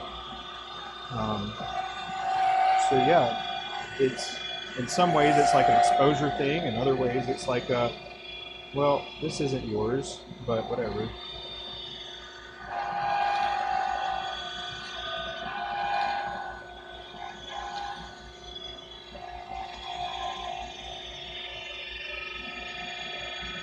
Things are a lot different these days. Yeah. Yeah, I mean, that's why you see, my goodness, at least I do. I see some of these people that were like video game streamers that I would watch a long time ago, but now they're like commentating on, in reaction videos of, you know, this politician, that politician, your thoughts on this whole move, and oh man. That's a hostile work environment. We don't want that. We like colors. We like solving problems. We like, you know, coming up with our own solutions to stuff. We're coming up with different solutions for things that already exist. You know, that's how innovation works. And not a lot of innovation has actually happened, and so there's not really all that much that could, or is there, right? But on some of these pins, the level of engineering that goes into them is like really kind of cool and fascinating. And then you kind of wonder, well, if you did it with this type of refill or ink or lead, mechanical, whatever, well, then wouldn't we be able to do it again on something like this, and then implement that with a less mass-produced looking, with a less mass-produced look, right? Because you don't want it to be, don't want something necessarily being mass produced. Like the diamond painting pins we make, while they are in some people's view mass produced, it's not mass production, right?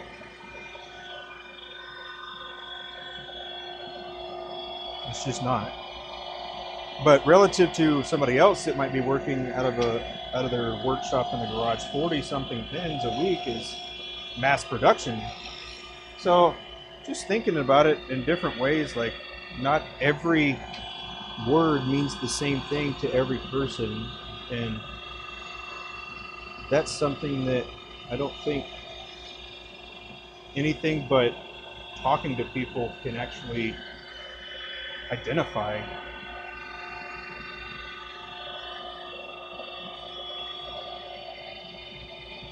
So, kind of interesting.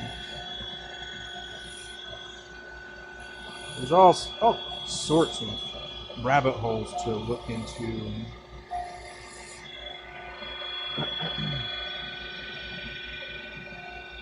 Understanding unity doesn't work most of the time. Yeah, I suppose.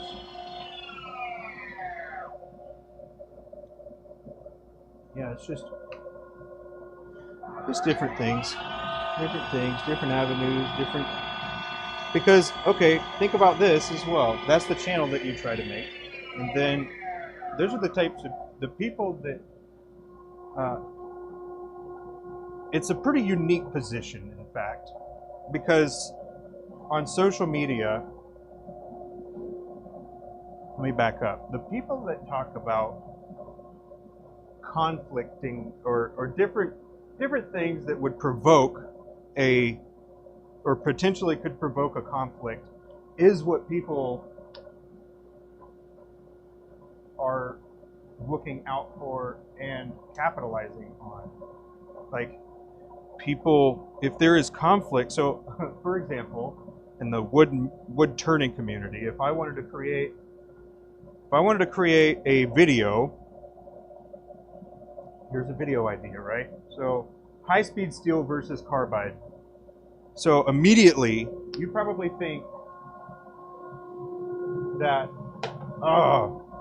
which side does he think? Does he think carbide's better, or does he think that high-speed steel is better? And then you run through that whole thing, and then you'll get people that are like, yeah, I always thought carbide was better. And then you're like, well, no, that's not what I said. And then you have other people who are like, man, I never deviate from traditional tools. High-speed steel for life. Which, okay, both of them are good. It just depends on the person. So that's where it gets weird, you know?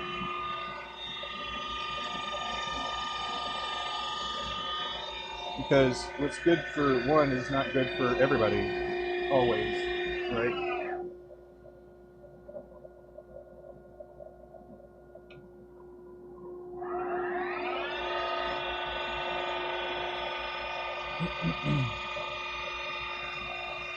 But how bland it would be, you know, if everybody was the same. Variety is the spice of life. You heard that before? Hey, what number's that one? Looks like there's still some marks on there.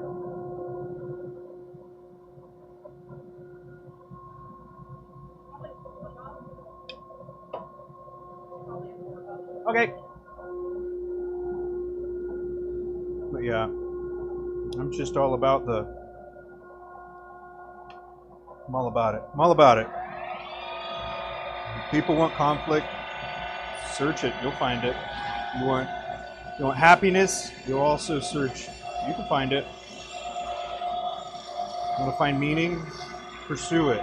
Pursue whatever makes you happy at the time, and then weigh it how you are right now.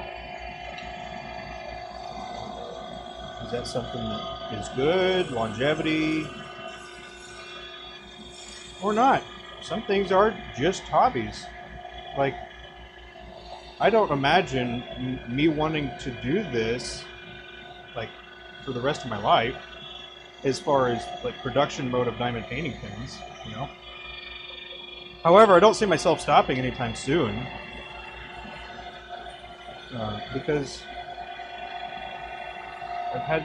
been having a great time, and it's a great canvas, and it's a great way to, you know, connect with the community.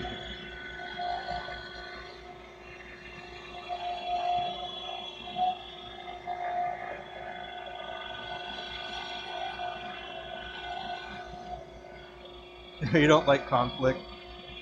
Well, I don't like conflict.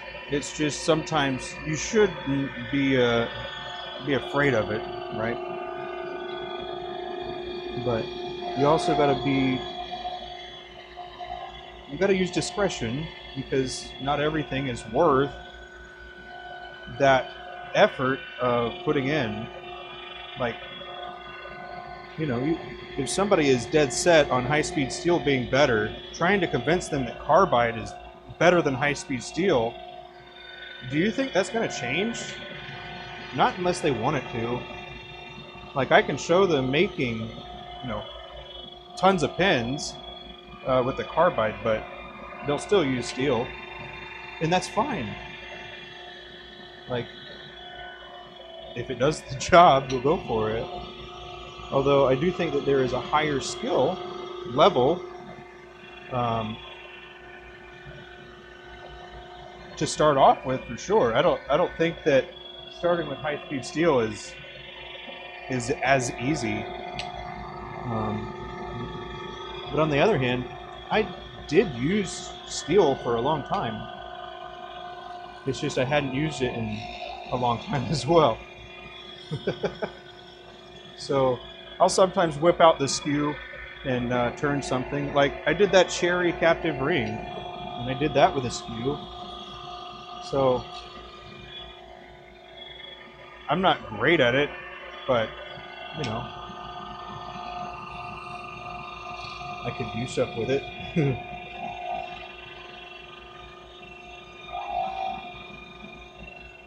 But it's also the whole formal teaching element of it as well. Like, I never received like formal training on it. I pretty much have an instructor background, and I know how to coach myself to do something and improve at it. And so I stream so I can let people see what I'm doing, for one, and that you're kind of seeing the practice that I put into it all the time. Like, every single one of these is practice, right? Even if you didn't actually necessarily try something specific, you could go into it with something specific in mind and then try to enhance your skills here and there. But for me personally, I don't intend on getting much better with the steel on resin, because it's not worth it. It's not something that I actually want to go. Well, I turn resin, okay? So carbide is my go-to, and that would be basically the conclusion of my video. I'd be like, all right, high-speed steel versus carbide. Yes. The answer is yes. Are you turning? Are you having fun? Perfect. Okay, which one's the best? Okay, if I had to choose one that was the best, you know, it would be use case scenario. Do I primarily turn wood, or do I primarily turn resin? Because you can go from there and then, you know, kind of guess the answer, right? You can guess at least my thoughts on the answer. Because I think carbide's great for resin, because you can turn a lot before you need to actually change anything. Yeah. And it's also more forgiving. But I think in some cases, resin is also quite forgiving. Because it is relatively soft, you know? And then you might have remembered.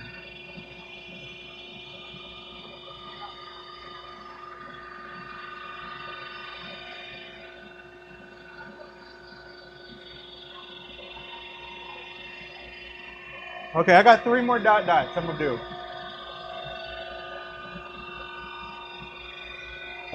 Sorry. Okay. This tool right here is, I've seen them called a couple things. So the Spindle Master is one of them that I've heard it called, and I believe it's just rounded on the bottom and it's flat on top.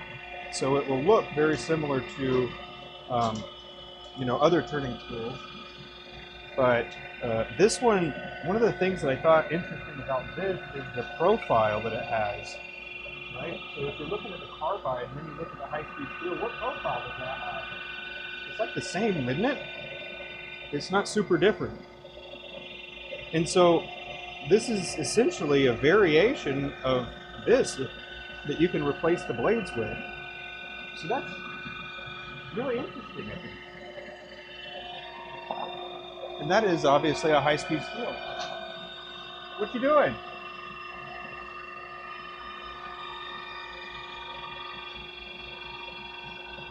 No, under the table. They're right there. Oh. Oh, I gave them to the kids. Oh, the blanks? I put them in there with the kids so they could organize them. Carbide was easy. Sweet. Now you're learning with traditional tools. Great. Great. Being able to use both is even better than, you know, exclusively being allied with one, I think. Like, I'll pick up the skew every time I think, like, you know what, I want to try. I'll pick up the skew. And, you know, it sometimes goes well, sometimes it doesn't.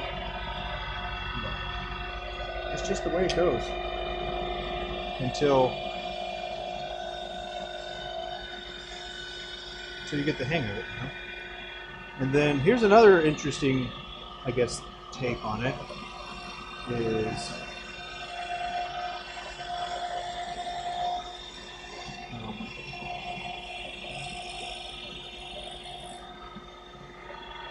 being able to do both obviously opens your wheelhouse and makes it so there's a lot of other potential things that you can be doing. But knowing how to use both is pretty good. But at the end of the day, you gotta wonder why.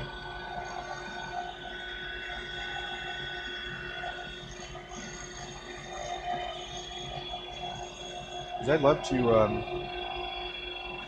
to go learn from somebody like Ashley Harwood. I think that would be a really, really awesome thing to be able to go do. But, you know, she pretty much makes molds. So I would have to step out of my comfort zone, right? Because my comfort zone is pin making / spindles. But her forte is big bowls, and obviously turning in general, but bowls, plates, and just generally wood.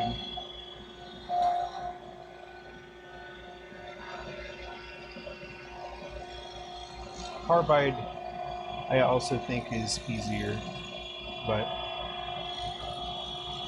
I think that there's also a pretty high skill level to reach when it comes to like manipulating a carbide. I think somebody coming from high-speed steel to carbide will have an easier time than the reciprocal.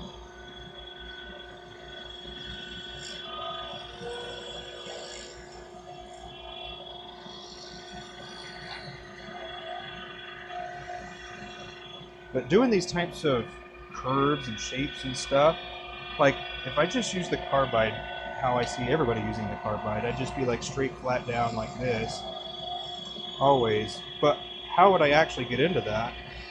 The only real way to get into there is by tilting the tool and then using it as if it were, you know, kind of like a very small skew in some cases, because you're tilting it.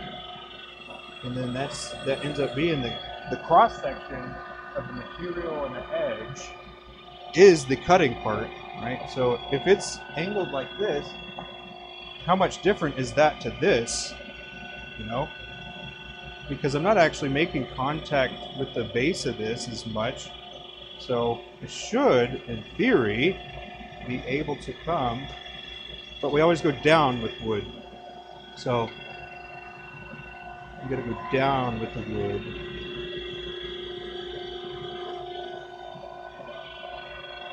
Right? But I just need practice if I'm gonna try to actually get to a point where I can do these dips like that. Like this one was already partially done, so I can't take too much credit for it, but this is the cross section of where we're turning.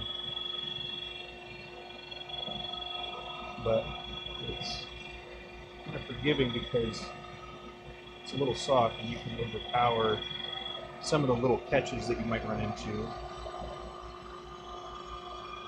But you can end up with a nice clean surface with this gear, right? Especially on wood. It does cut, but you know. I've done a side-by-side, and yeah, sure, I suppose it could reduce your sanding time, but you have to determine as well what type of sanding you're really going for in the first place. So is it going to be something that's meant to be handled a lot, or is it something that's you know, is it going to be something that's just on display? Because those are very different finishes. Things that aren't going to be very much handled very much. It doesn't need as much of a finish because you're not going to transfer oils from your hands to it very much. And so it might never need any revitalizing unless it's really old, I suppose. And then you just want to buff it up, but it's just a buffing wheel.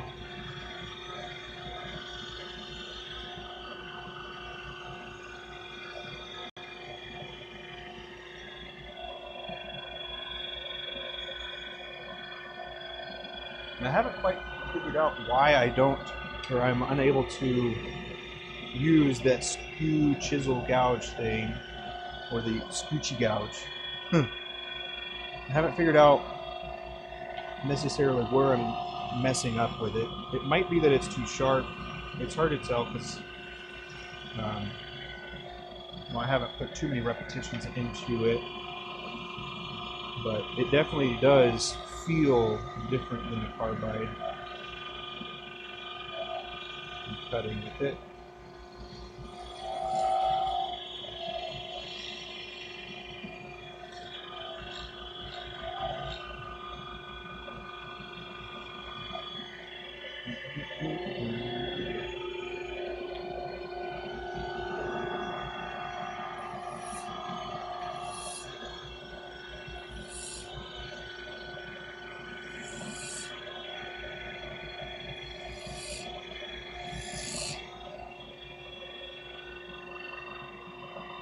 Yeah, I'll start with the scooch gouge next. That's just the outside. Okay. Let's see. No guide. Alright, we'll do that one and then I'll use the scooch gouge. Yeah.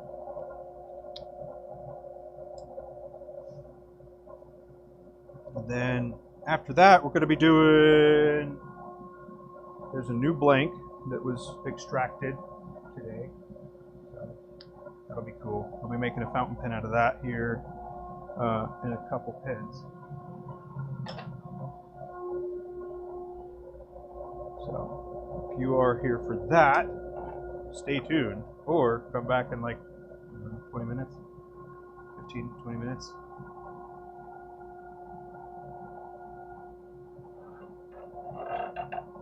But yeah, this is one of our most popular blanks that Abby made, one of the most popular blanks, and then also one of the most popular pins as well that we had going for a little bit. So it's pretty neat. it's a complex one to make.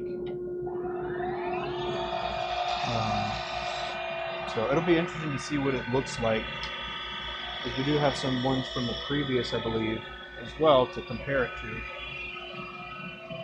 But yeah, I'll take one fountain pen from start to finish with a Jello 6 section, converter. Let's see. Yeah, it'd be triple heart, triple start and stuff, not triple heart. 23, 20.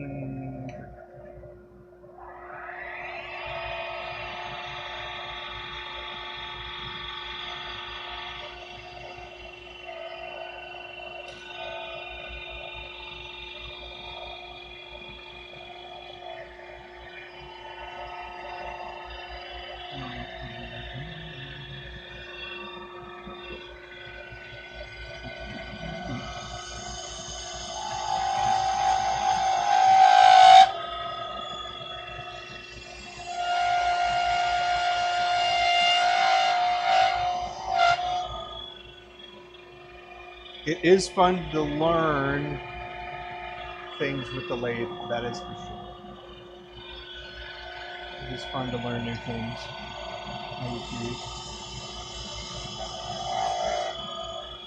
I also like learning new things because I can try to apply it in things that I already do as well. And that's the other reason I like it.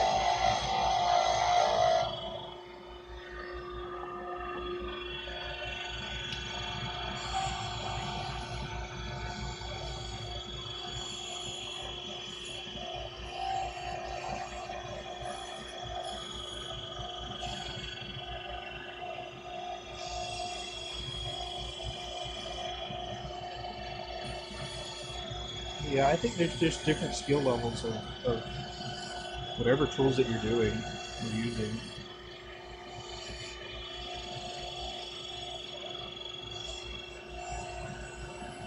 But for the sake of like consistency and everything, it's not much easier than just throwing a new carbide on instead of grinding, you know, having a template, having to grind it and stuff. But people got things that they like doing differently, and that's cool.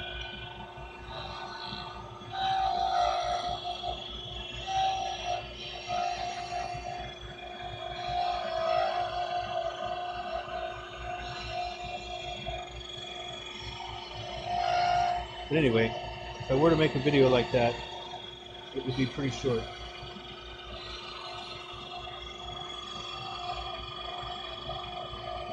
And that's pretty much what it would say.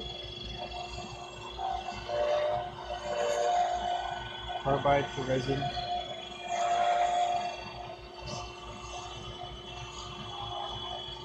Steel for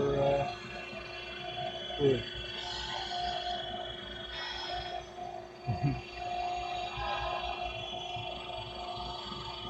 And that is the final verdict, for me at least.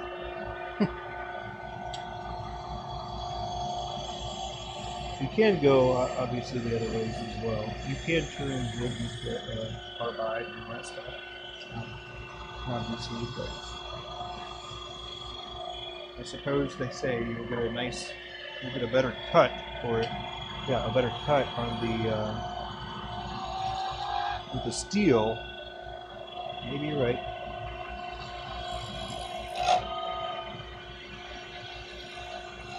Are you really saving that much time sanding? Is that really the argument?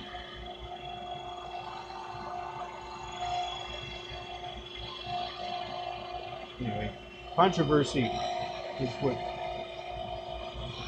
everybody likes to watch,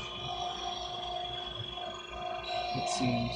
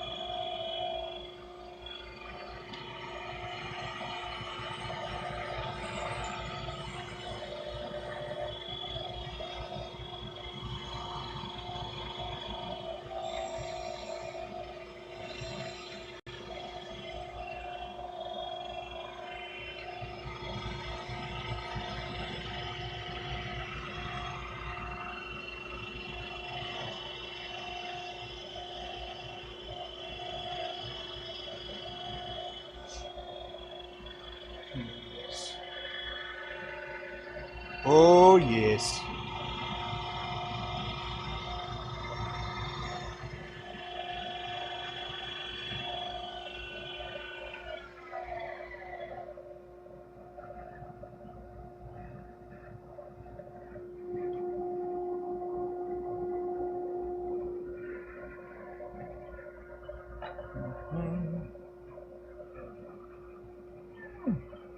Get out.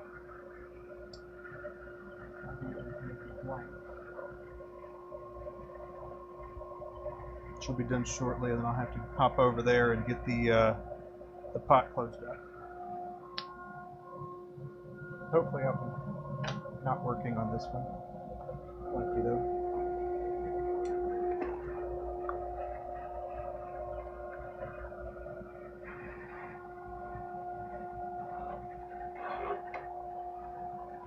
Okay, this is a 4 Bravo. Come in here, clean off that, clean off the other one. Yes, that's not. Here we go. You get the scoochie gouge. If it starts going south and I get too thin, I'm switching it back. I know I can save it. I know I can save it.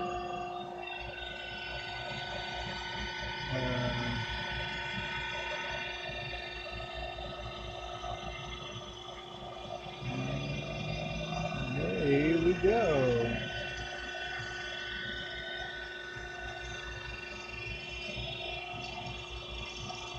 That. You making more blanks? Yeah. Abby's working on some more blanks right now. We've got some other blanks that I pulled out this morning. So I'll be working on one of those as a fountain pen.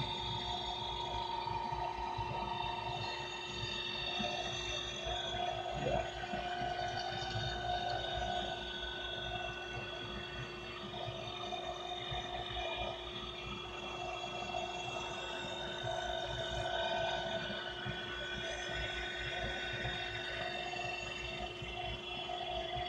Okay, I think I'm getting the hang of it now.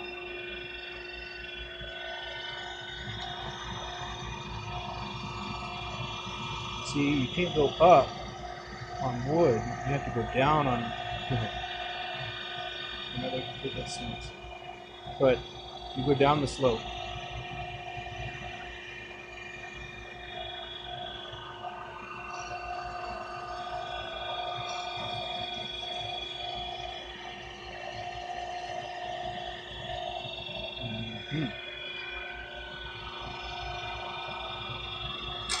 Nope.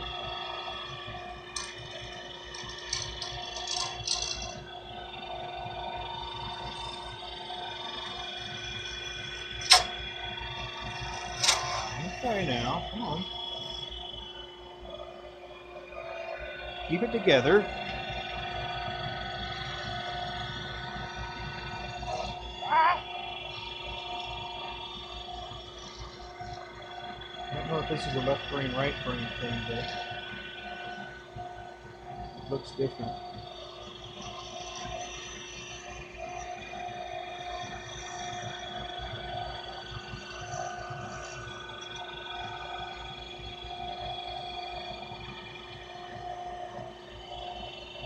Okay. Smooth that out just a little bit more.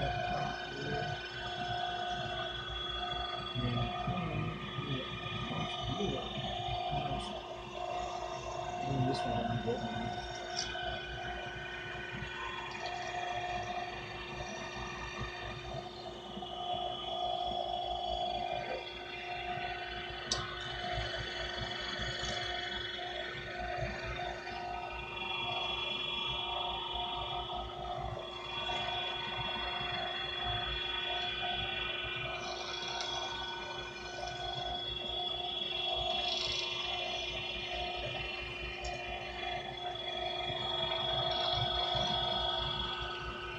See, I'm using steel, but it's the same way pretty much that I use the carbide. So the function essentially is about the same.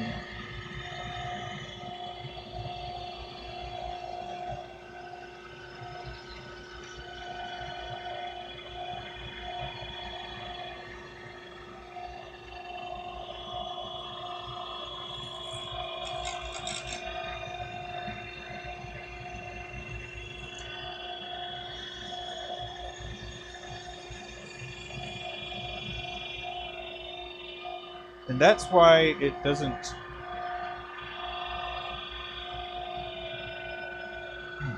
The feel, it's all about riding the bevel.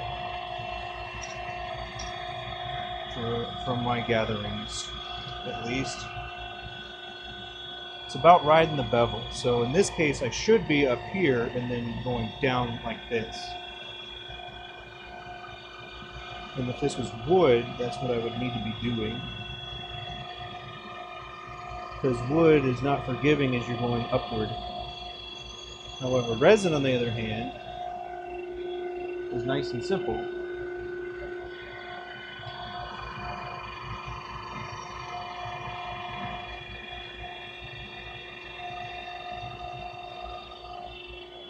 As long as you keep them sharp. You think? Alright, let's see what this even looks like. I might need to... Okay, I'd say this, the finish... I'll give it that. The finish does look a little better. But it took me like twice as long. And so that begs the question, is that more efficient? And the answer is maybe it could be if I got more XPs with that tool. But this is not flat smooth. So I need to come back and use a tool that I'm most comfortable with to make it nice, flat, and smooth.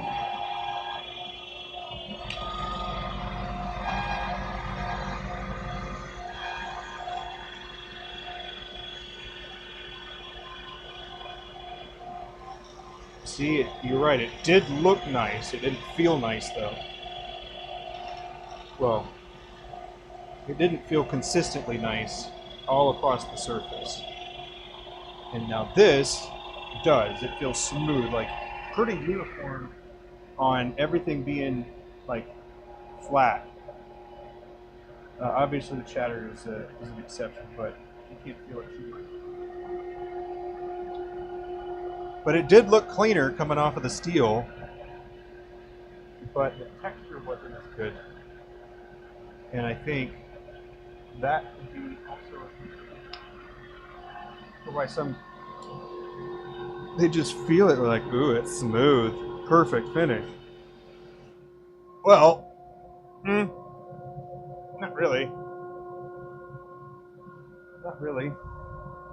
The perfect finish is one that's flat and smooth, as if you rode the bevel the whole time.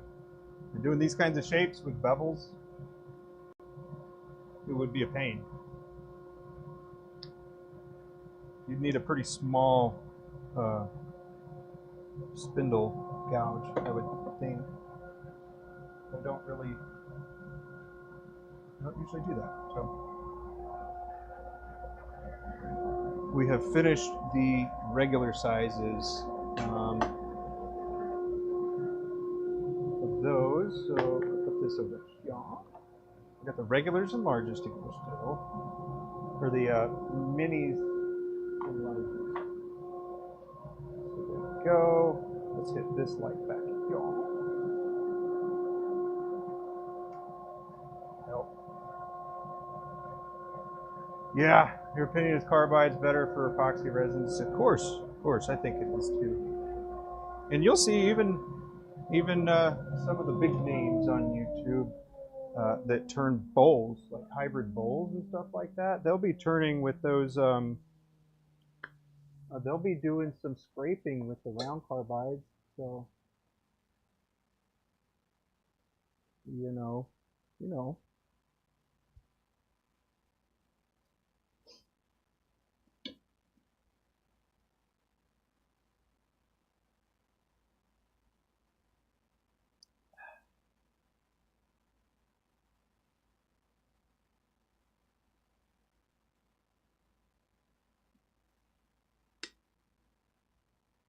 Alrighty. Well, the time has come where I'm going to go ahead and reconfigure the camera and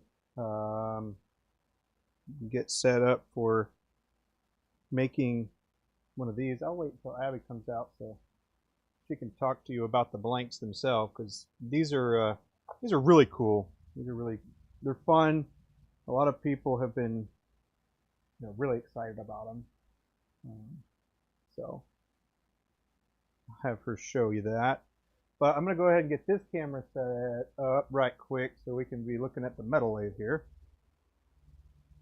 And then I'll need to switch it back over to the other side. But I think I made this pretty easy to like adjust and everything.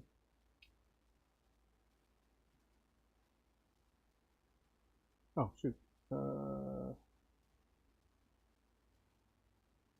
There we go.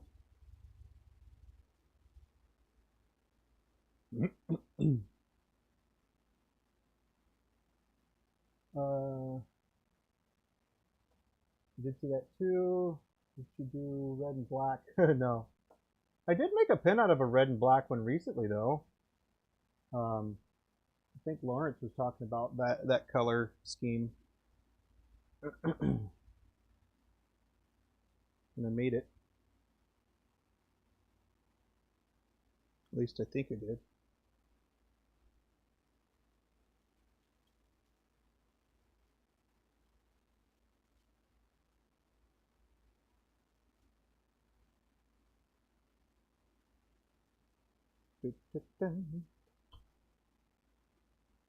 Oh, spin this around here. Oh shit, wrong way.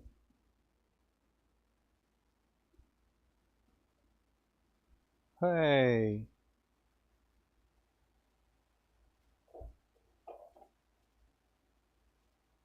There we go.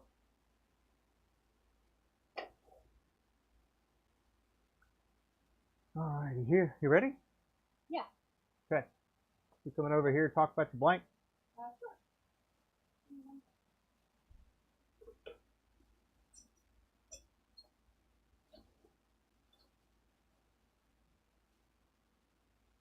Okay. Well, while she does that, I'm also going to have the other one, the other cam going, and then I'll be working. Oh gosh! Look behind. Ah! You got me. You got me. Just kidding. Just kidding. Only a little bit though. Do that. No. Let's switch to this, and then we'll pop this up, this down. And then this will hop down, down.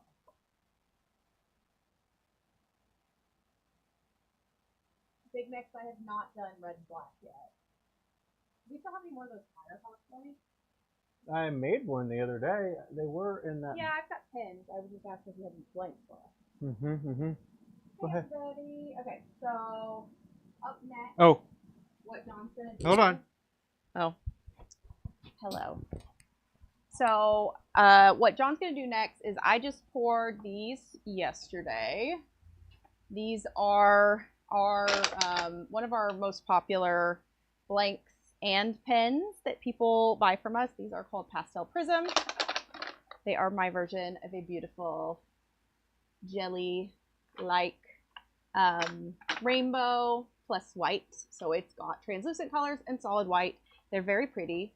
I try to pour them sort of in like a double rainbow kind of way. So what I mean is I do each color and then each color again, so that when John's cutting the different pieces, that we have a more full kind of range of the colors on the different parts. Now, my thing with my Pastel Prism blanks, because of all of the different colors in it and the way that I pour them, they absolutely turn out different every single time I make them. So these are very consistent, like throughout the batch.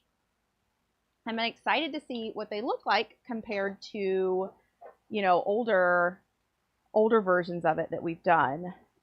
So yeah, that's what I'm gonna have John do now. And like I said, they're pretty consistent, so I think most of them look the same. That a Firehawk? Yeah. So this is the black and red, and there's a little bit of gold, and it's really cool in the light. It's funny, I think we have several of these available, like finished in the shop. I've done both matte and like a polished glossy finish on a finished pin of this, and it looks so good. I really like the matte in particular for this one for some reason. The pastel prisms also look really good matte because there's no sparkle in these. These are just the translucent colors and then swirls of white. So yeah, that's what John's gonna make now, so that we can have an idea of how these look. Because I had a whole thing when I started selling blanks and then shortly quit selling blanks is because for a while we wanted to keep all of our resin, which we feel like makes us unique, to ourselves, because it was the thing that made us stand out, right? And now that we're working on a lot of stuff that is even more unique than just like particular resin colors, I'm open again to the thought of selling blanks, and the pastel prisms are absolutely our #1 most requested. And I feel like if I'm going to sell blanks, I'm going to sell blanks. You know what I mean? Other than stratified, that will never, ever, ever be sold. But I feel like resin blanks, I don't know. That's the other great thing about being a material maker and a pen maker is that will get our name out there more too. I don't know. That's where I am right now, I think, with it. Superwoman pose. It's comfy and it airs out my armpits. Nice. The air conditioner's right behind me. Well, you made fun of my Superwoman pose. So cute. Anyways, so yeah, John's gonna make one. We're gonna see what it looks like. My idea, which I said a little bit ago, for selling blanks going forward and allowing someone to kind of pre-order a batch or order a certain number of blanks, is I will be showing them pictures of the blanks and not necessarily always a pin from it. We'll see if we end up doing that every time. We might. But I want people to know the batch that they're getting, because we had, when I first sold them, we had a batch and we had a couple that turned out super different, like super bright, super translucent, and we made those. And that's what I put the picture up of, not the other blanks. And then people bought the other blanks. Sit down over there. I don't want to sit down. We'll sit down over there. I don't want to. I want to go back to what I'm doing. I'm just telling this real quick. I'm not going to sit here while you do it for an hour. Well, it'll take an hour. I'm not sitting here. This is the one I want you to do. I already picked it out. No, you're going to talk, and I'm going to go back. Where's the section coming from? Well, this one's going to be like a jelly purple. Section there? Yeah, let's just do that. I'm not sitting. I'm going to go back and keep sanding. Outrageous. Well, it's a waste of my time to sit here. No, it's not. Yeah, it is. I need to keep sanding. Like, I have to not get behind this week. So don't do that to me. Anyways, so that's what John's gonna do. And he's gonna fix the camera so it's, I guess, looking at his head. I mean, looking at you. That's fine. You can put them over there with me sanding, but I'm not gonna have the mic. Like, if you really want them just to watch me sand, just please don't. I'd rather you just do this, and then I'll sand the pen when we get to that point. Okay. Which will be like an hour. Well, it won't take us an hour. Come on, let's be real.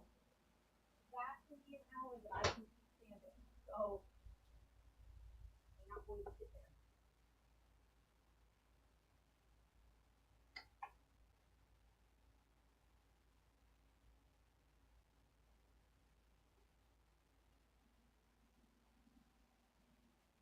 Alrighty.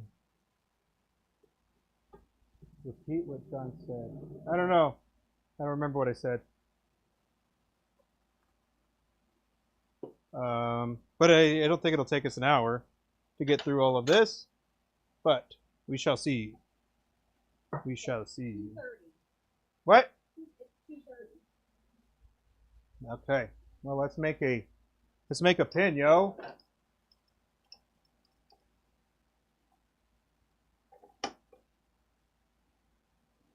Let's make a pin.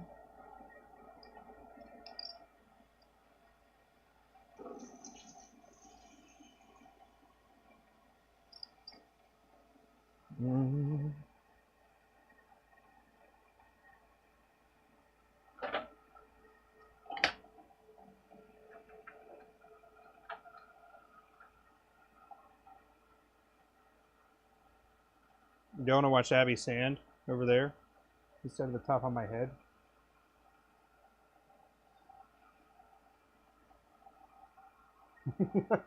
Or I could just stare at you every once in a while.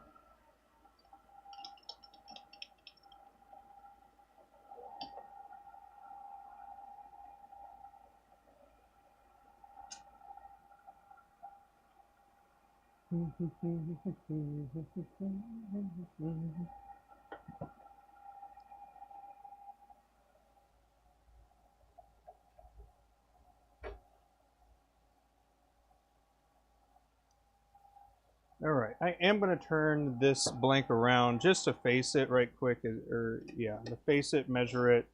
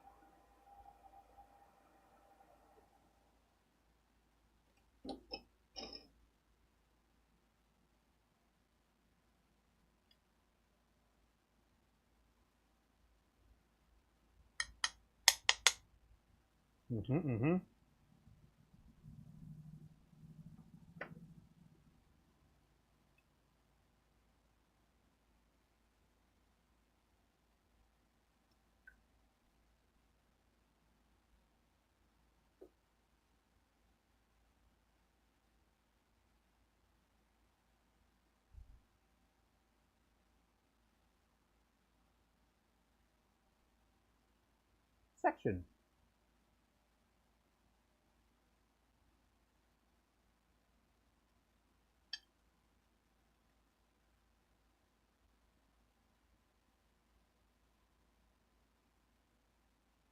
I don't actually need to do that line yet. But that's going to be the cap.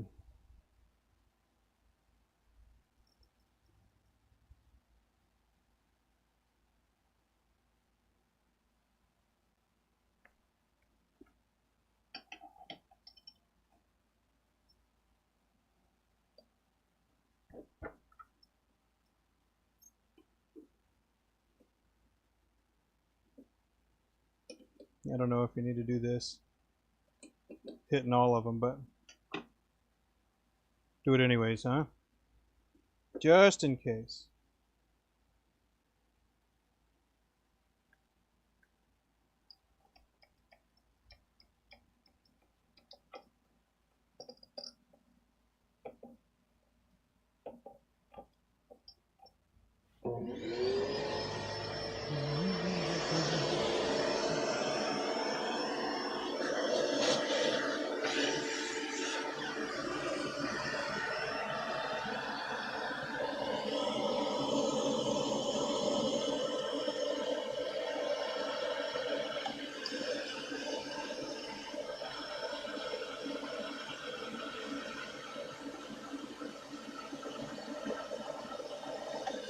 A little heavier here, a little heavier.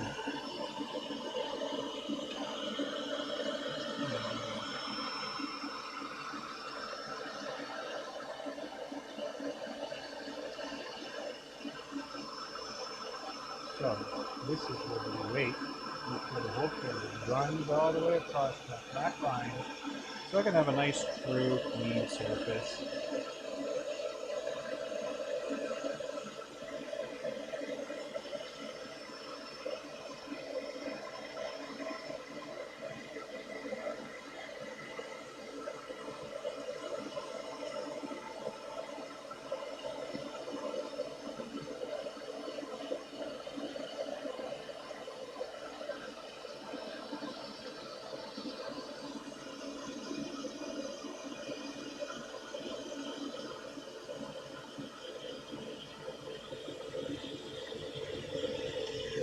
Okay. That was quick, huh?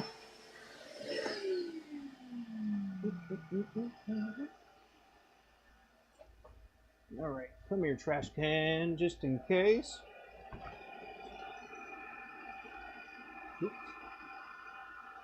Sorry. All right, let's see what it would look like. All right, looking good, looking good. Nice, nice. Okay, here we go. Now I need to measure out the cap barrel this way.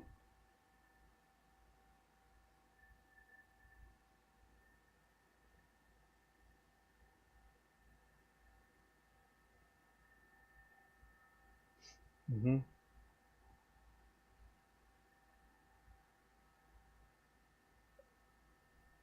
Yep.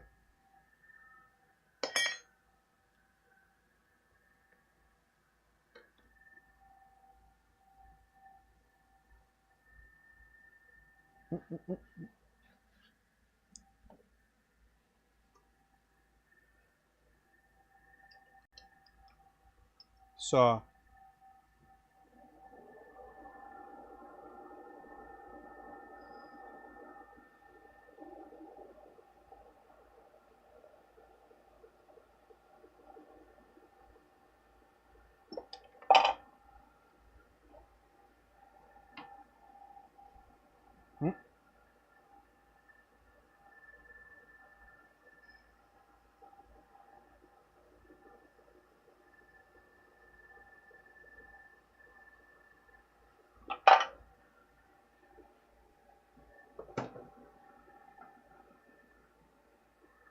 Boom.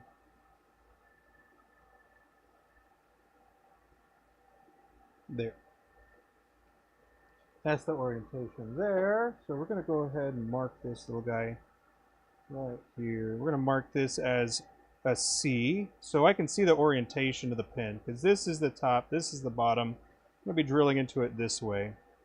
And then same thing for the barrel. I'll mark the barrel because the pin orientation is like this. This is how I set my pins up for making.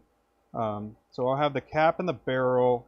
And the barrel will actually be this way, and the cap will get drilled this way. They'll both get drilled, you know, opposite directions. And then that way they'll come back together and be in one kind of flowing piece.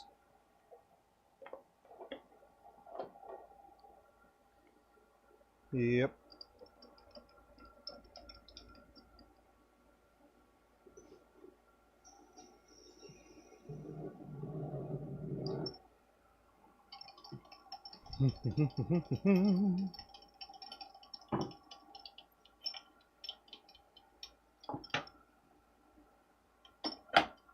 So if you've watched any of my other videos, you'll notice that I do pins a different way, like all the time. And it's just because I start at different points with different pins, and some of them I find easier ways to approach that particular one. So I'll change up here and there the way that I do it.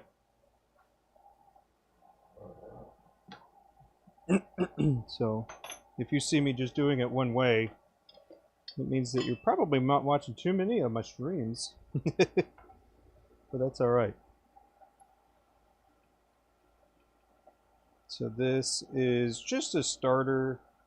I'm going to use this one just so I can open up the back end here, just so I can make sure that the converter fits into the back.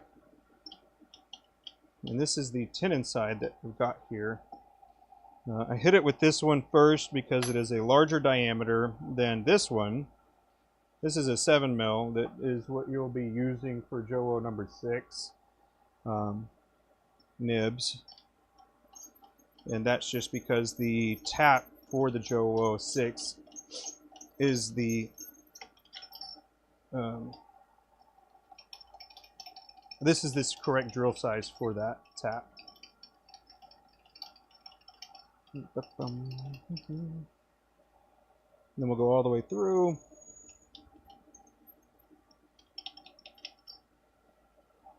Okay, that's good, that's good. All right, these two are done. Now I need to kind of get a reference mark for my section here. My section mark is going to be here and here. That just shows me the tenon that I want it to be.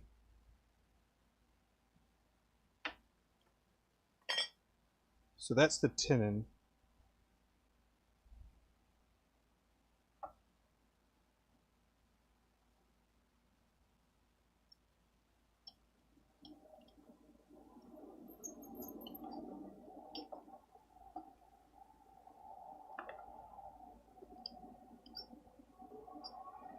You still see the tenon, right? Or see the marking for the tenon? That's where I'm going to.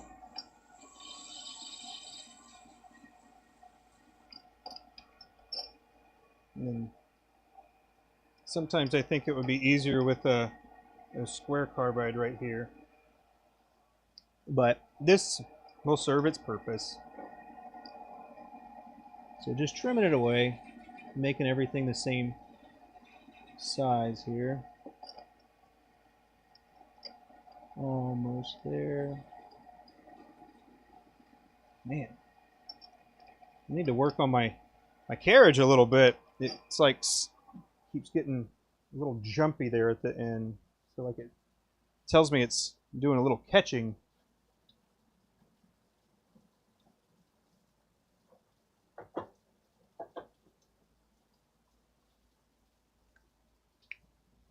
Sorry, had to find my calipers.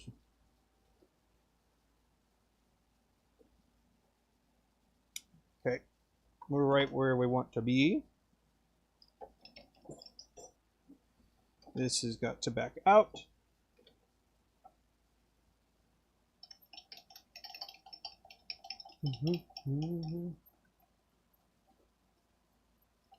There we go.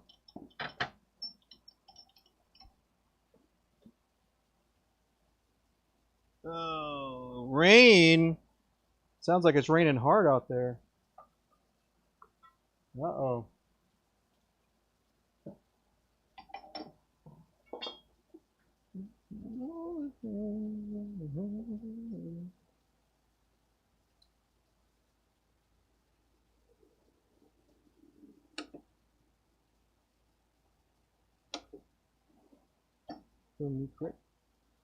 Yeah. Yeah.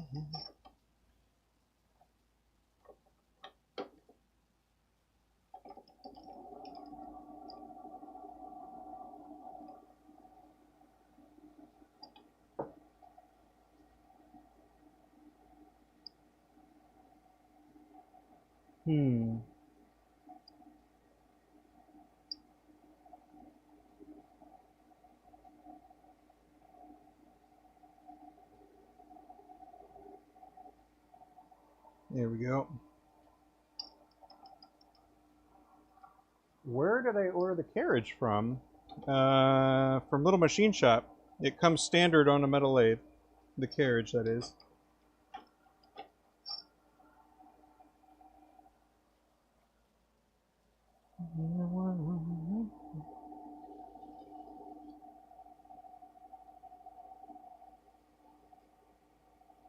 Nice. There we go. It's the little things, man. It's the little things here that make a big difference. Little things. So like a little touch at the end there, a little beveling, you know, that type of stuff. It's not hard. It's just something that you got to make sure you do.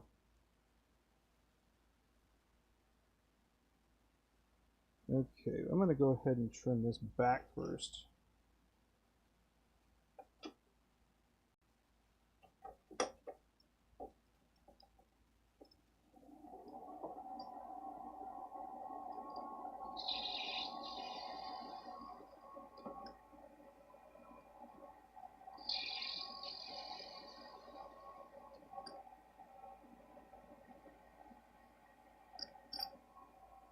There we go. But yeah, this carriage has got, it comes with a metal lathe, but this one in particular is a Little Machine Shop lathe. You know, I think that you could go other ways as well when it comes to metal lathe. Let's see, where did I grip that? There we go. There's other ways to grip it, you know, but grip it. I was finishing my My thought, not yours. My bad. The carriage comes with a little machine shop lathe.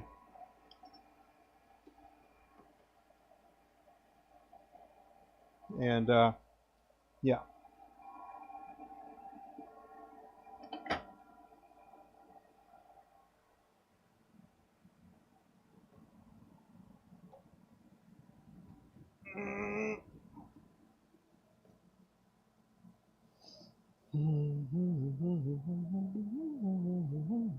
Okay, I can put these away.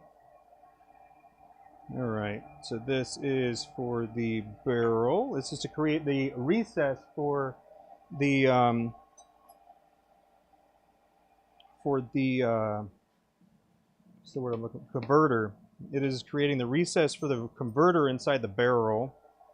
So yes, this is going to be that. I've already smoothed the surface, and then I'm going to need to measure out my tenon, right? So I'm going to determine what size tenon you're going to do. So we want it a little bit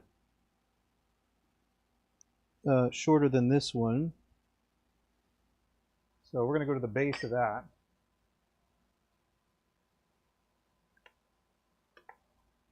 What I was saying before, I think, about the metal lathe is that there's a lot of really good ones on the market right now. There's just some specific things I would keep an eye on, and that is the quick change tool post, which you can upgrade that later if you wanted to. So the quick change tool post is a big deal.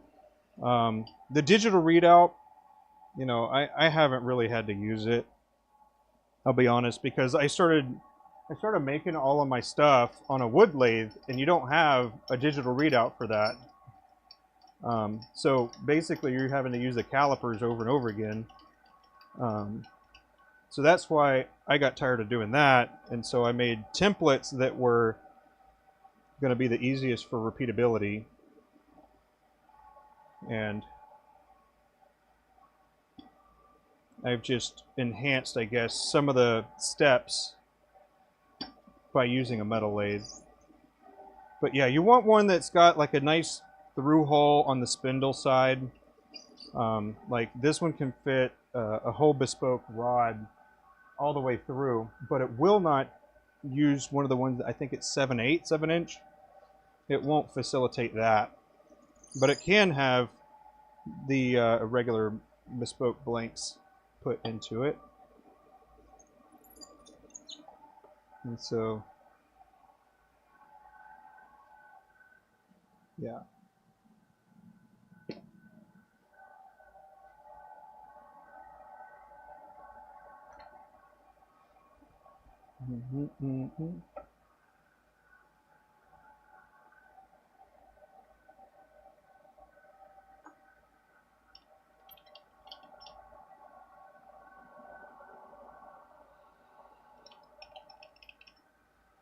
Look at you all dressed up. What's the occasion? I knew you were going to come here eventually. I just wanted to make sure I looked nice for you. No, it's because it's got a breast pocket. That's why.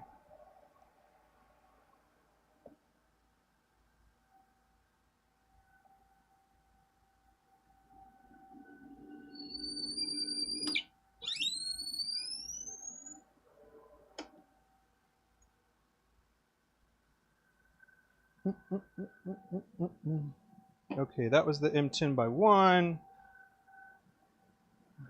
Okay, from here, we're going to go ahead and do a little cheat right here. Yeah, man.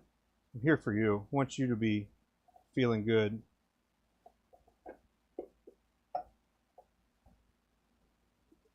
There we go.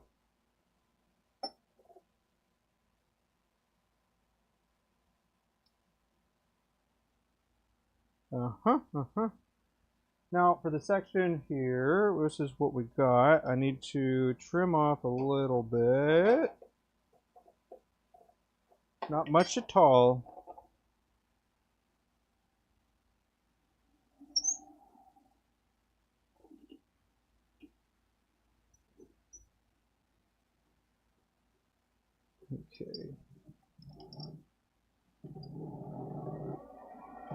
We could take this down just a little bit. I didn't even mark it because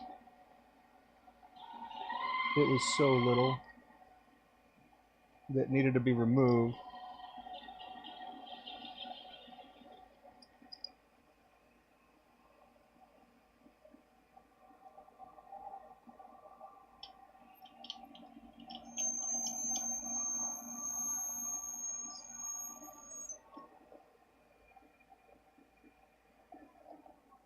There we go. There's that. Here's for the Jolo tap. Did you see you're always done with the ducts? I have not, sir. But good job. You made quick work of that.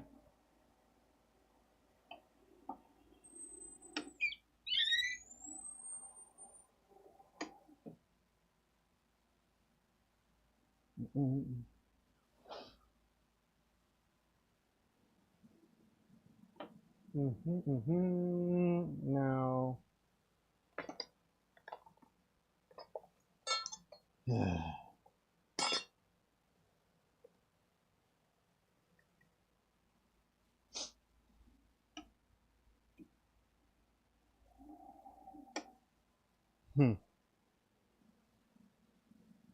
Haha, there you are. There we go. This is what I was looking for. Boom. Perfect. That's what I love to see.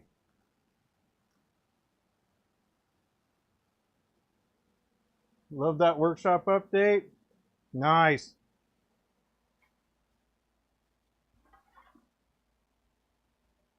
I haven't watched it quite yet.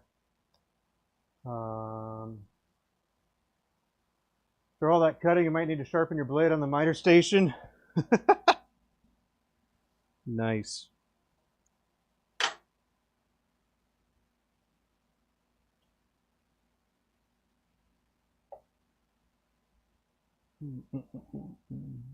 Okay.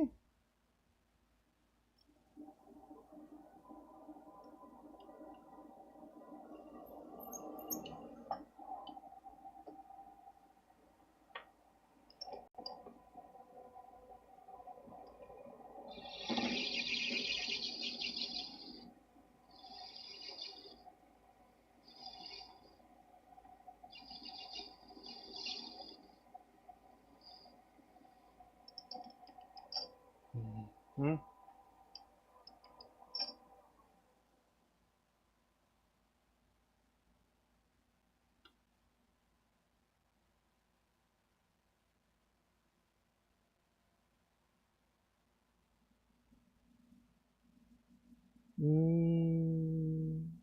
A little large still. Need to sand it just a little bit. Sorry. Monetization? I don't know, man. I'm getting there. I'd have to look at it. But the 1,000 subs, I think, might be one of my stopping points before I actually get to the hours, you know? Do I have the settings set to be monetized? Not yet. I'm pretty sure you have to apply for it, right? Isn't that how it works? Like, once you meet the criteria, it'll basically just tell you that, hey, you're able to do this now. At least that's what I thought. But I still don't meet the numbers anyways, so I need 1,000 subs and... what's the other thing? I need 1,000 subs and 4,000 watch hours. But I'll just look at it every week or every other week or something like that.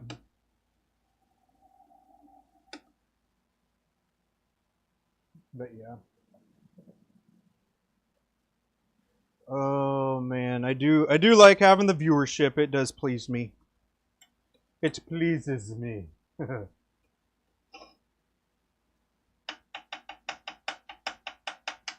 At 500, you can make membership.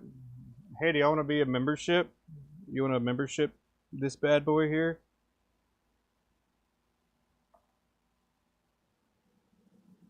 You know, if I had a membership, I would probably do exclusive streams where I'm talking about everything that I'm doing as I'm going through it. But I understand that would take some of the people out of the viewership element of it. But you know, I kind of like the idea of like a group kind of class type of thing. Yeah.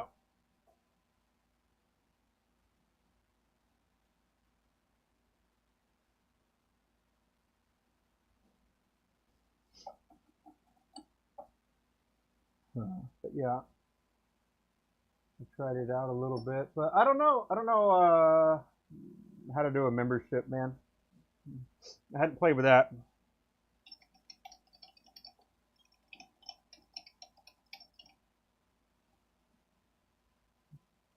I am but a humble pin maker. I guess not super humble if I'm, you know, blasting it on the tube, huh? How humble does that really make you?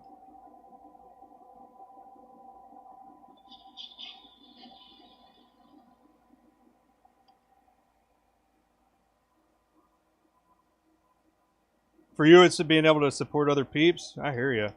That's good. That's good.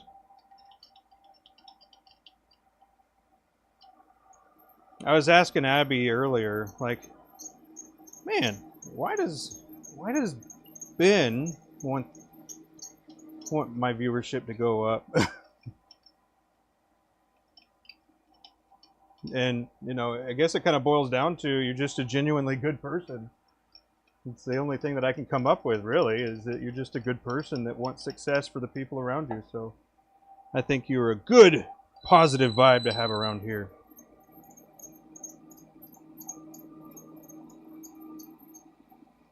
That or you're afraid of the spotlight. Is that what it is?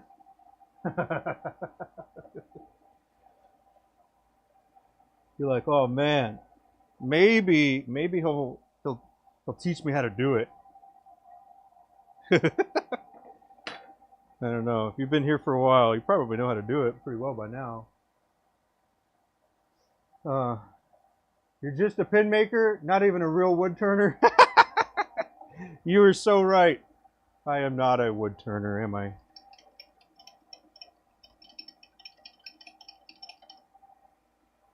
At least not with any consistency, huh?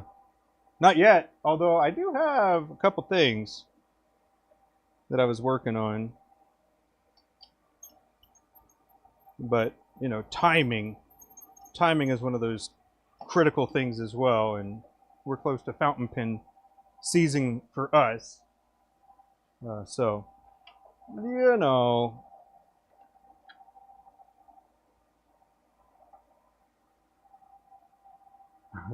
High horse. High horse! Ah, oh, that's horse stuff.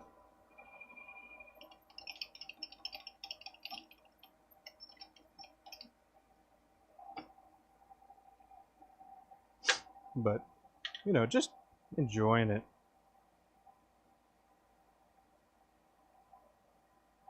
You good?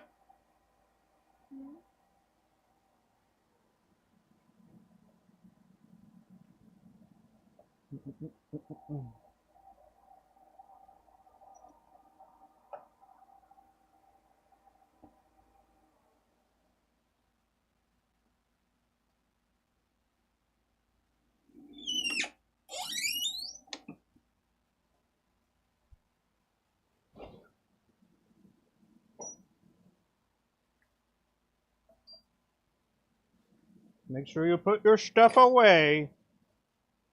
That was the wrong thing. That was my half-inch drill bit. I don't want that one.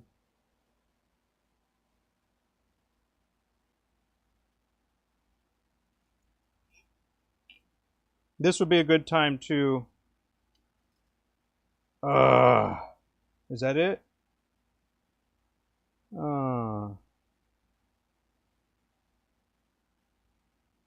Look at that. That would line up.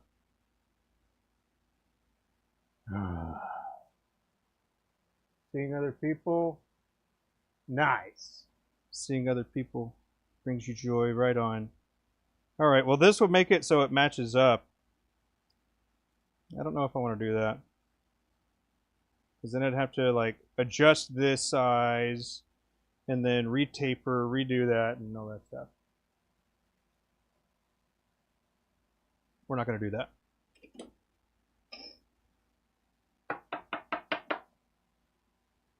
But you could, and that would be at which point that you would want to do that. If you did it this way, right? Because there's a lot of different ways to do what I'm doing.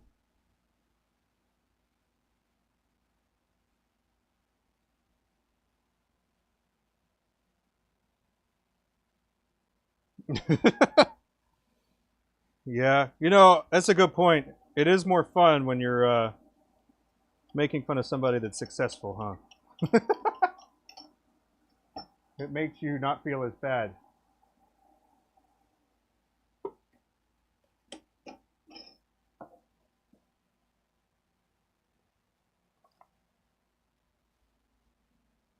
We're almost ready to hop over or back over to the wood lathe so I can do these parts. Here we go.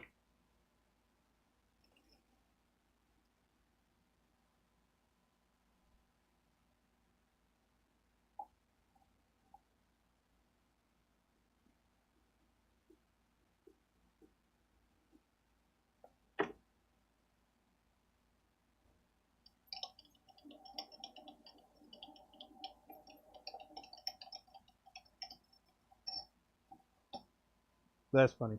That's funny, man. I'm for it. Let's be successful. What does success look like? I don't know. I got people here, you know. I'm pretty happy.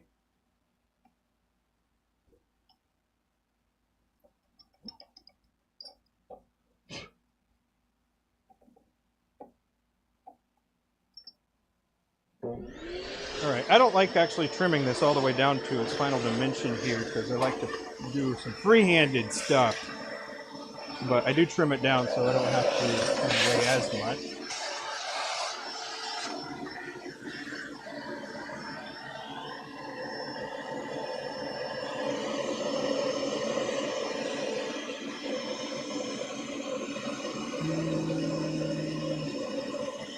Nice big bite, huh? Not even close. I guess we're still gonna ride this carriage.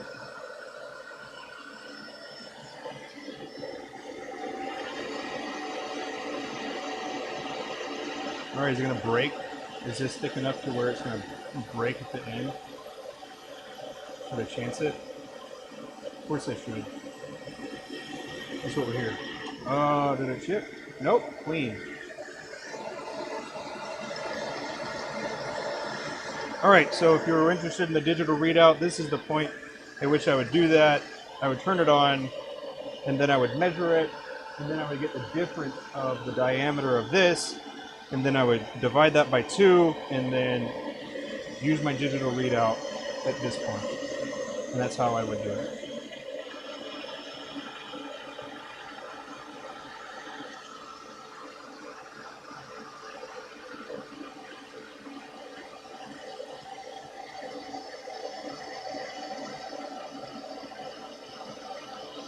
I'm going to let this one right off the end as well because it's a pretty thin pass, pretty small pass.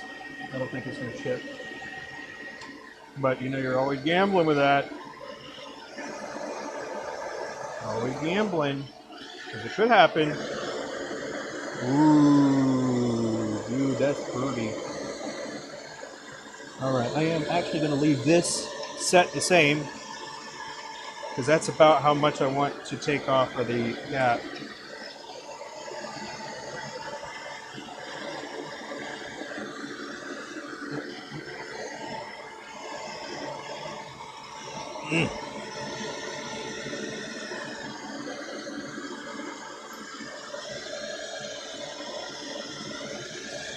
But we will back it off just a tad.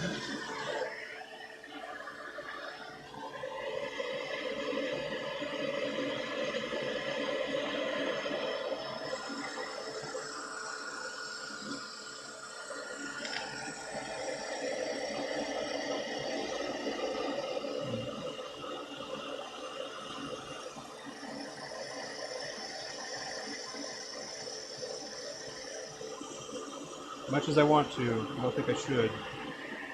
Let it run off the end. Sweet. Alright, so the general size for my cap is, let's see, 16. And then that makes the barrel about 14 and a half. Right? Yeah, 14 and a half.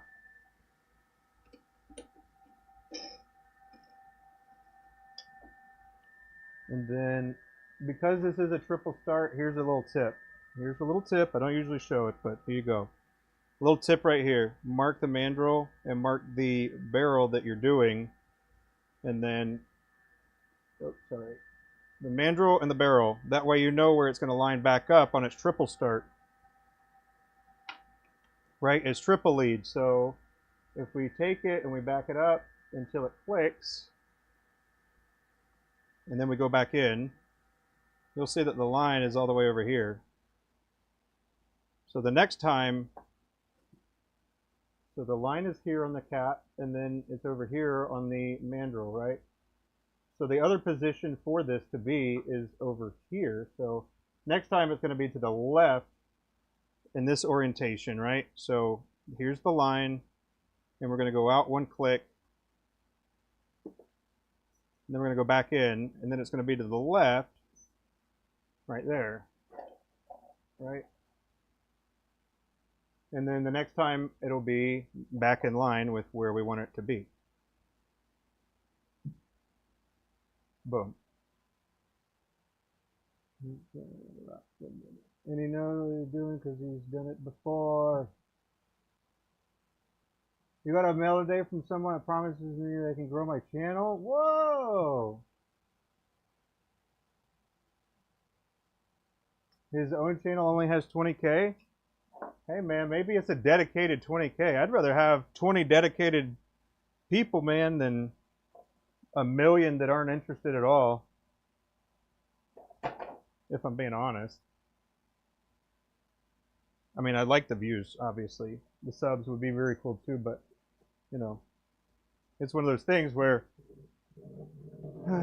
you know what I mean, right? If not, well, I just like it that people are here because they want to be, and, you know, I don't want to attract people necessarily that aren't interested in turning or pins in general. So, just being thinking about that, I guess.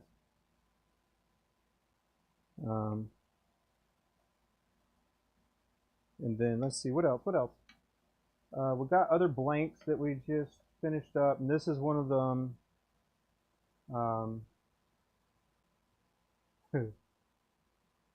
Before, funny thing is, the chance 20,000.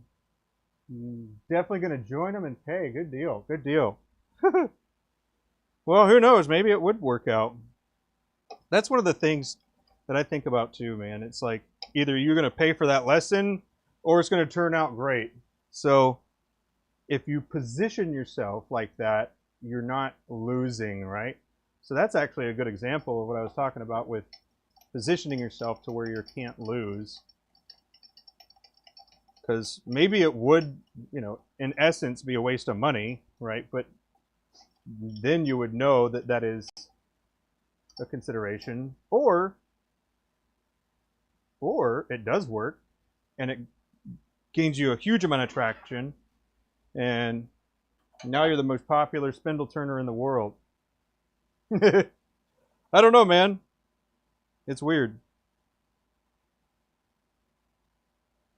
But yeah, I would be wary as well.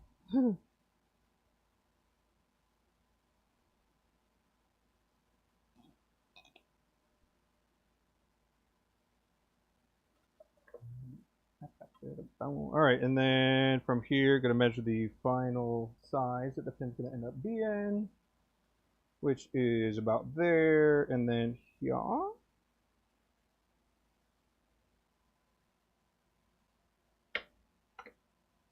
I guess we're going to make a Merada. All right, let me reposition this camera that's looking at the lathe here. Yeah, scammers are pretty ruthless, aren't they? And relentless. They'll keep going. Ooh, excuse me. They'll keep going and going.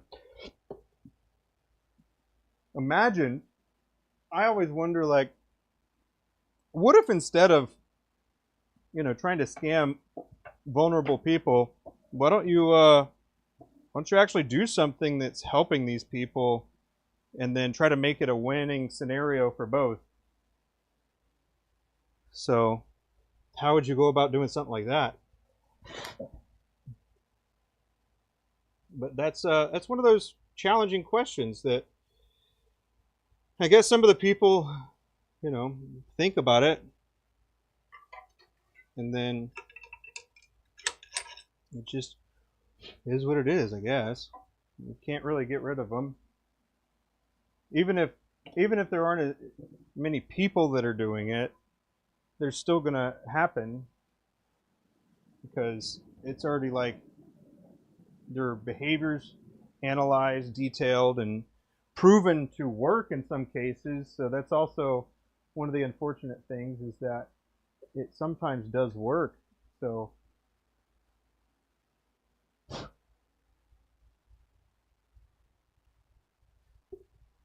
it's weird, isn't it?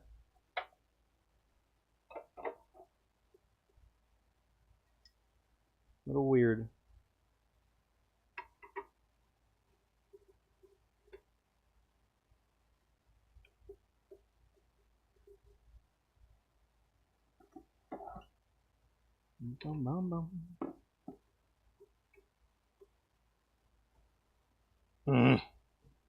Find the locking. There we go.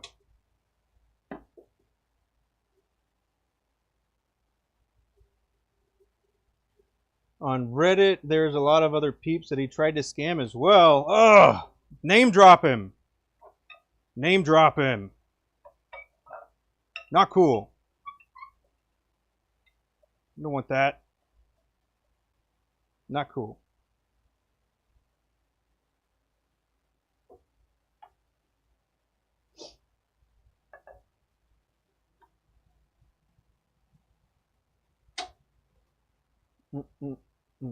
Okay. Oh, my bad.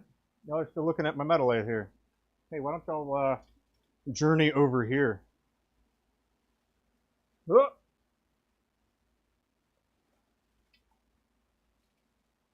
Hold on.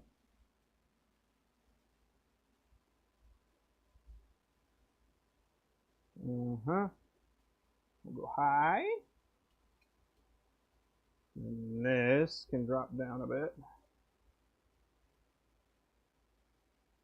Hold on for the ride.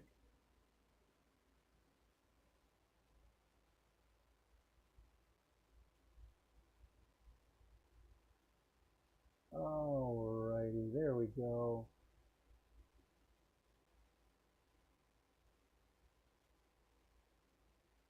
That's a good view. Hey! Right?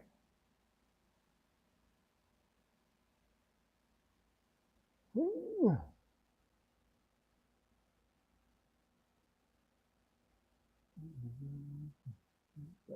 Okay, cool. Alrighty. What are we doing? Getting lost in the sauce, I tell you. Alright. Let's see. Need this. 12.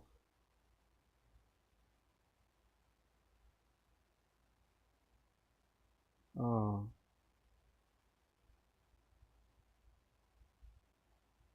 Okay.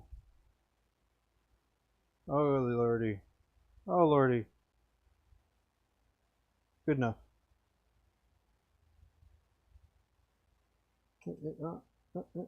It went from 1.5 to 3.5, huh? Whoa.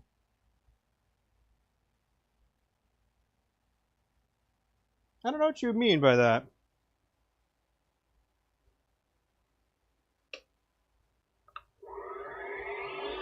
Morty! Thank you.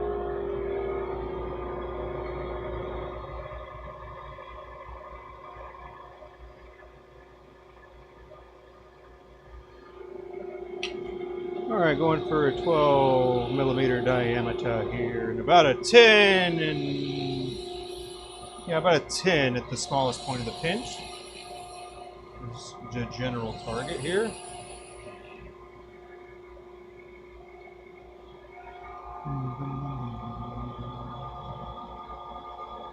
I've done it before. Funny thing is, own channel has 20K. Definitely gonna join.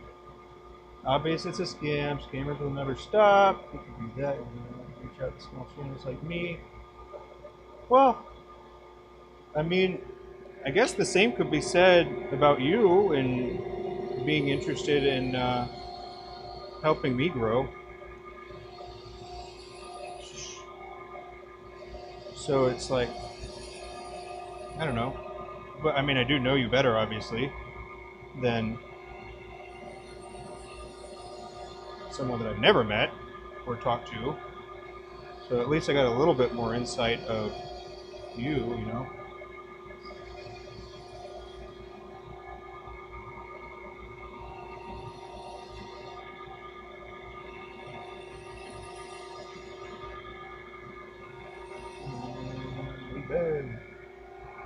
And then even made a dedicated video for you. That's cool. They don't realize the effort they put into scamming. They could be, yeah, going for a trade. True that. But the reason they do it is because it works. So.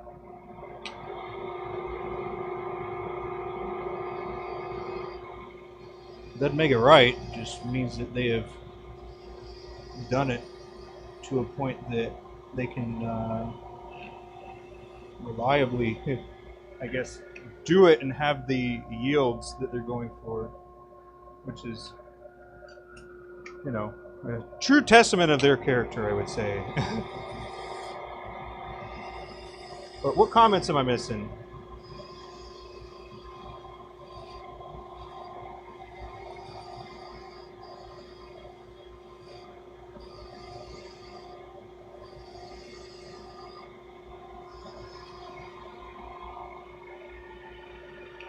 Did I get to the comments yet?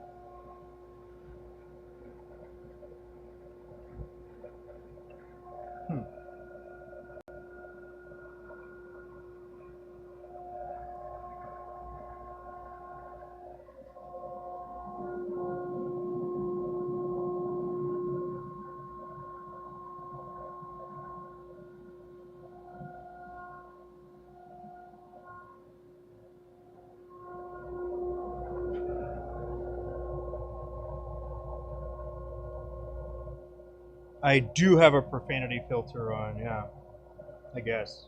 I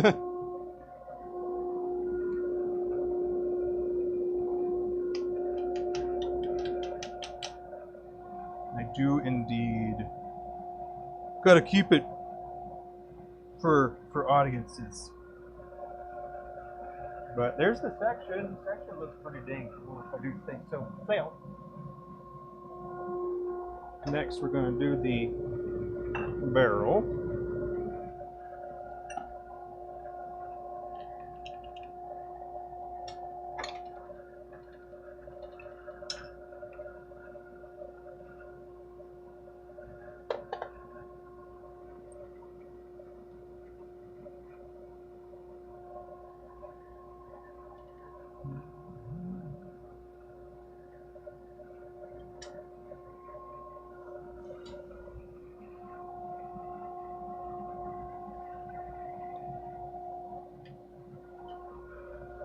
So for these types of pins that have these nice swirls in them, what I like to do is a marauder profile. And the reason I like doing a marauder profile is because you can see the ends, that they're so different and unique. But if you,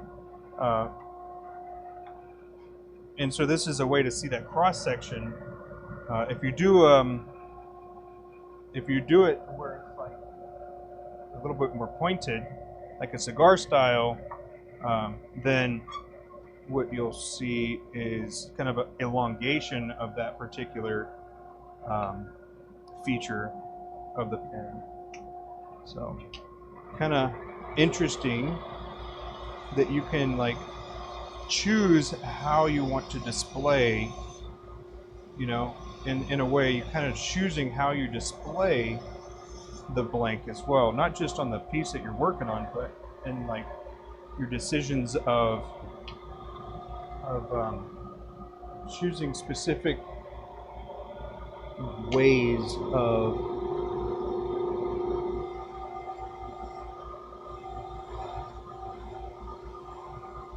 the orientation and stuff for the pen.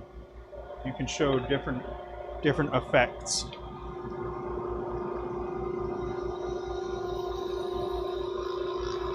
But that's, like I showed you how to line it up before, I showed you a little bit of where I would do that if I wanted it to line up. And you do just trim away a little bit at the time from either the cap or the barrel. It doesn't really matter which one. But just know that you have to potentially go back and make little adjustments on that to make sure that you still have the appropriate depths.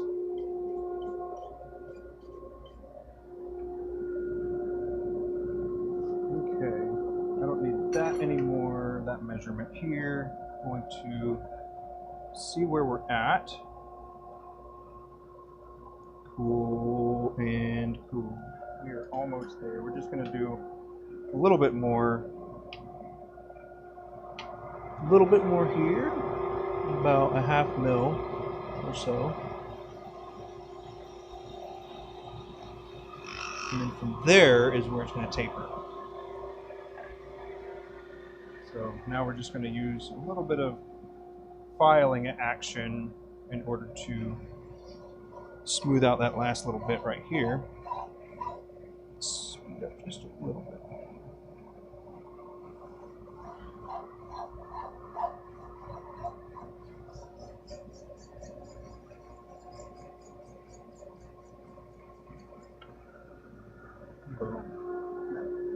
Feeling really good.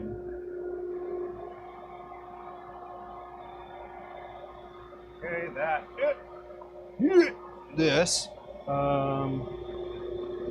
going to kind of split this a little bit. I'm going to take a little bit from the body itself and then put a little bit more into the tenon part there. You can do those cool little adjustments too on the fly. You know, if your measurements are where they should be, I guess.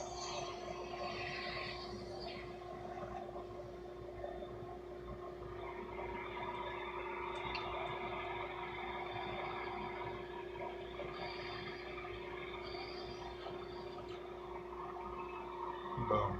There we go. Now let's get the cap.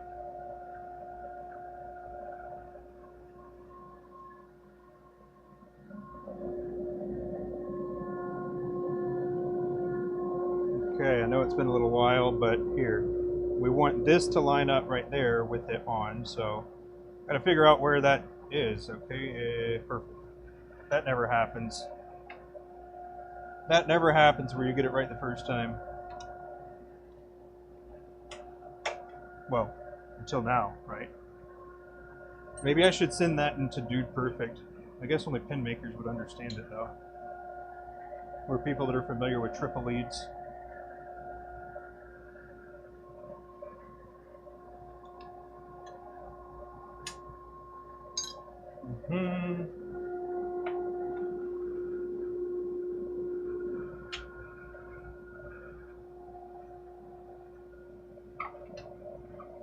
All right, the target for this is...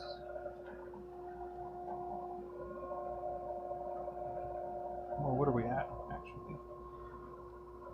Sweet. We don't have to go very far at all. That's nice. Don't have to go too far at all.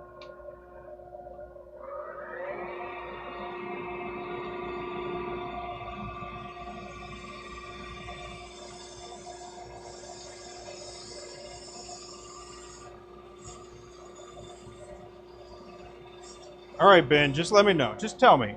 Is it because you're more interested in pen making? Is that what it is? You're like, Dude, I like pen making.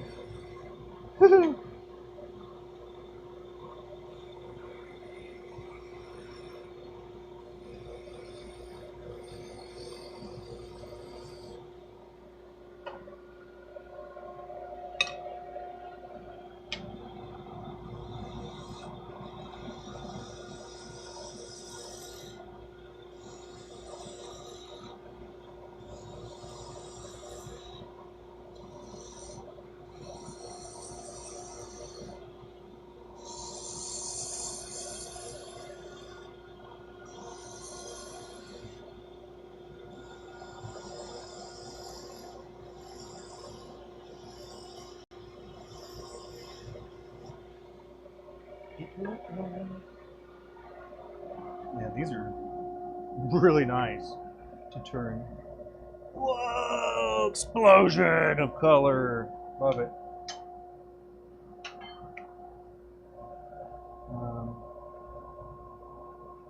Right on the money. Now let's just smooth some of this middle part out here.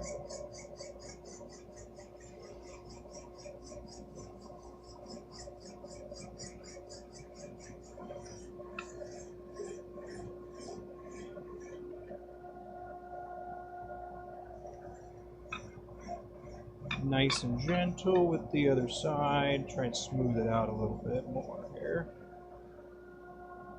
Yeah.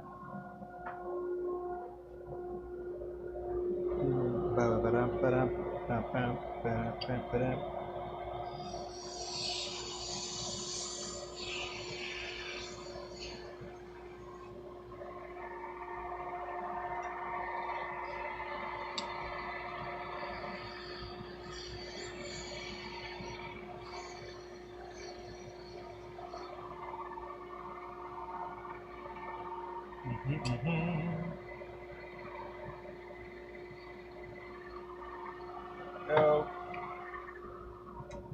There's that. All right, let's see what this baby looks like all put together. Well, let me check this off screen first, so can't make fun of me. All right, just kidding. Nothing to make fun of. But I do want to chase the threads.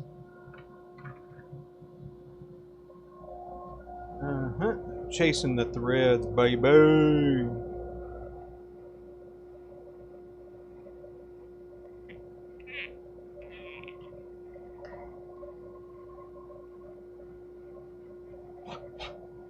But man,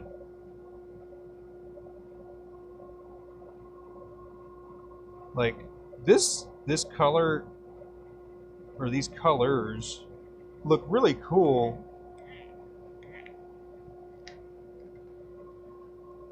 But I wonder how Abby's gonna see it. Let's get her. Want to get a reaction, huh? Want to get an Abby reaction to what the pastel prism looks like? Kind of get her thoughts on it. She'll let you know if it's like the one before or not.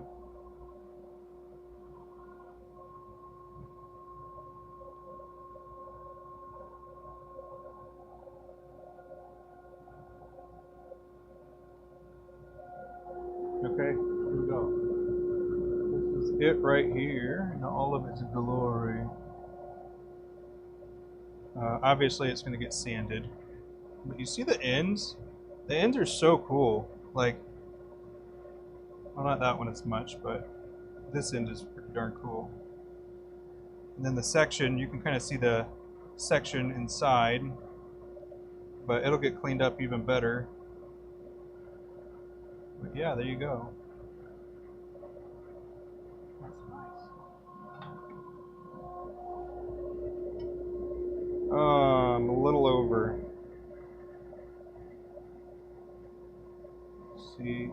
Let's see, I am what is that? An 1/8 of an inch over. That's okay. That's okay.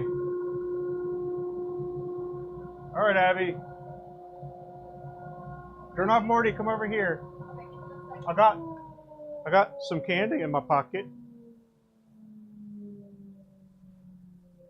Here, I'll say it better when you get over here. You coming over? In a minute. I said, let me finish painting this one. What? In a minute. Oh, my bad. I didn't hear you. Looks good. You talking about the hairdo? Just kidding. Obviously not. My 10-year-old cut it though. And then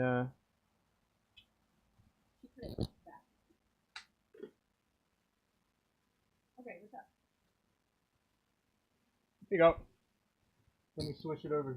Well, actually, we'll just leave it there. All right, here you go. They're gonna get your reaction to it. Ooh, face that camera. Okay. Oh, there we go. Ooh. Oh, it looks way better than I thought. The outside, I was a little worried about because it looked very white.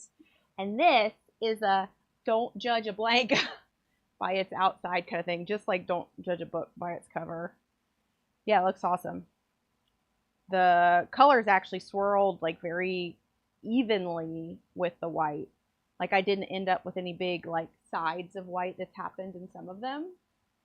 So yeah, it looks awesome. Good job.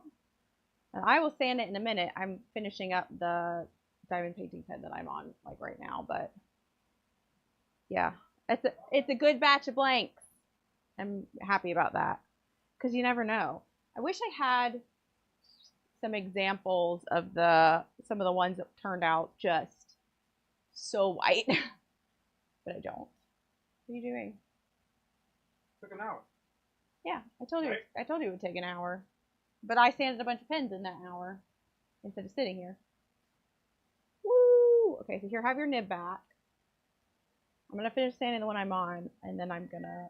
Well, what do I do now? Go back to dot dots? Probably go back to dot dot. What's gotta happen the rest of the week. Yeah. So So if we get all the dot dots done, we can play well, I was thinking more of later. doing. I gotta fix this somehow. I don't know how yet, but I gotta fix that. Okay. Hey, that's somebody new. Hello. Worst case, if you have more of the pink ones. Well, yeah, I do. Like, I mean, if you have more of just the pink, you could always do that if this won't work out. If you can't fix it with that, you know what I mean?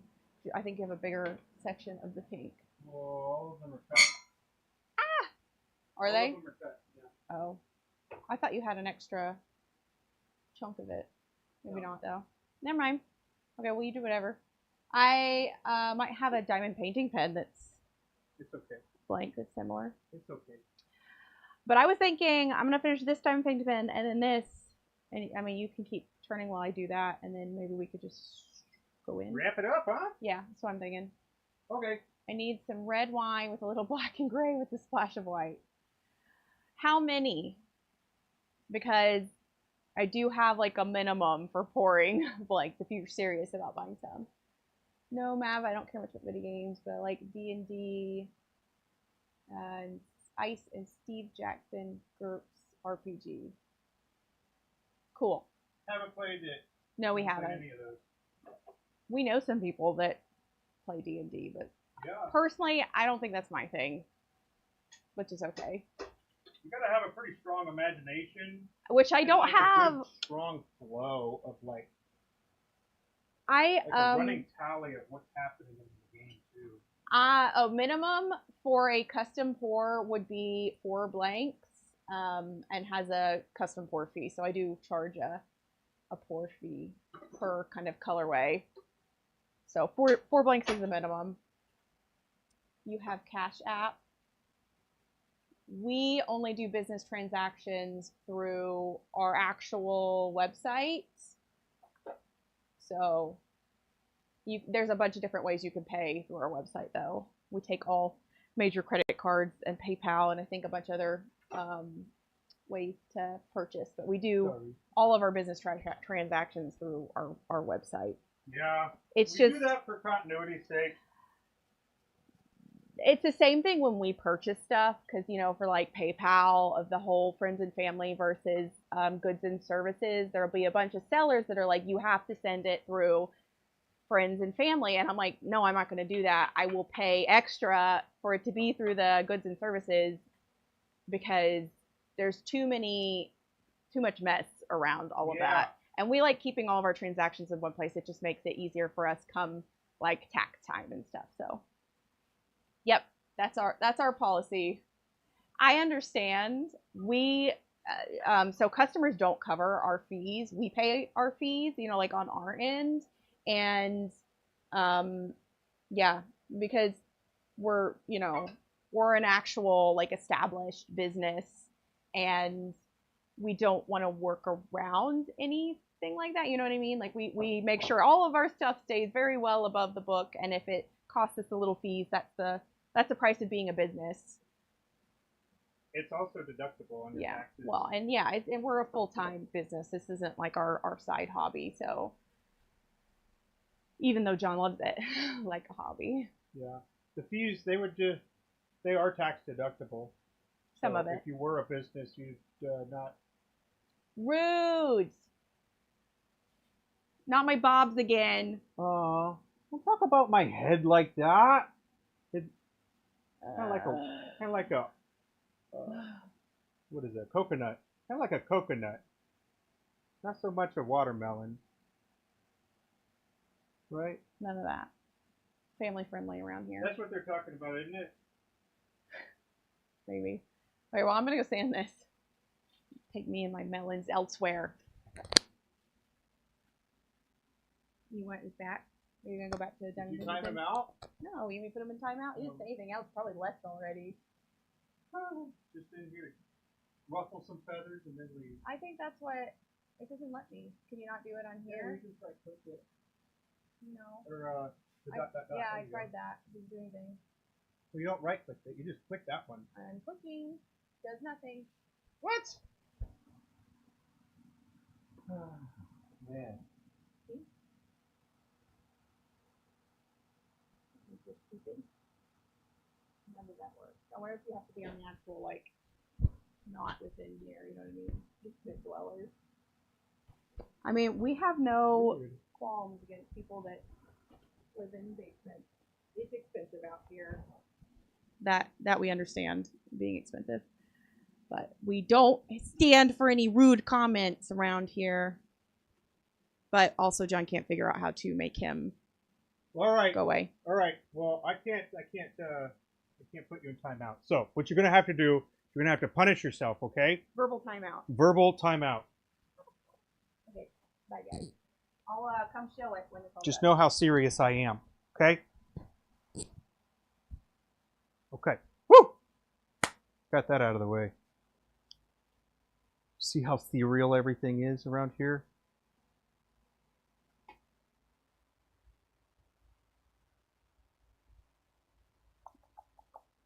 That's fine, that's fine. I'll reposition this.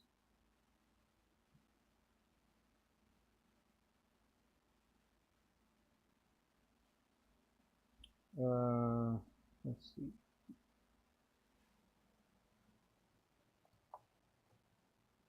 Okay, well, we are back at it. Nice little intermission there, making a pin. Right? That's fun. We're breaking it up a bit. Need mods for that. Yeah, I thought I could mod myself. I should be able to, but it's alright. Not that big of a deal. What am I looking for? Oh yeah. These little guys. So now we're on the much smaller ones. So these are minis and micros is what we call them. And you know, it's just a way for you to reach other people that have different grip sizes and different sizes hands, and you know, prefer different ergonomics or different weight balances and stuff like that. So we can break it down really nerdy, or we can just pretty much keep it superficial, where you know, just understand that not one size fits all. I guess that's about it when it comes to that. That's all I have to say about that. We've got some micros as well as minis. We'll start with the minis here.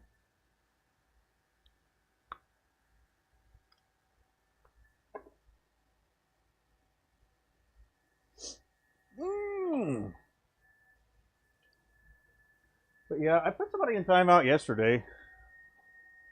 I think. Maybe it was the day before. But it was a grand total of 5 minutes. But, you know, 5 minutes is a long time if you're just rage typing and you want something, you just want to say something right then. So 5 minutes is like a long time to wait. Like, I think about my kids sometimes. Like, all right, gather your thoughts. Let's take our time and talk about this. Or let's collect our thoughts. That way we can have a complete thought when you're asking questions or something like that.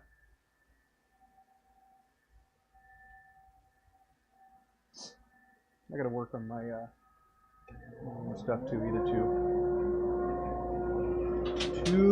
two.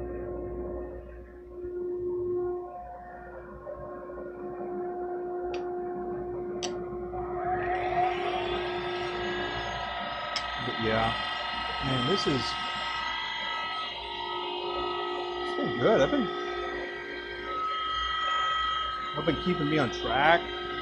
Even though I do seem to get derailed, I'm still well within my time frame of getting stuff done.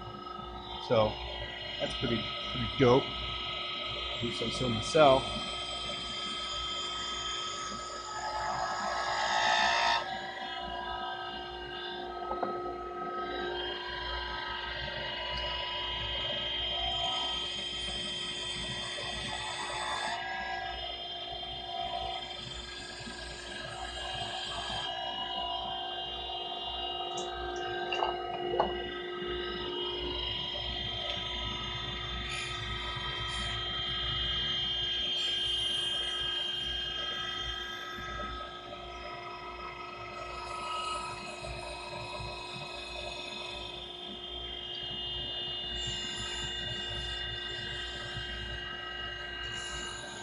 But the whole business element to it is something that I guess is kind of interesting. Oh, hey, Brian, what's up, dude?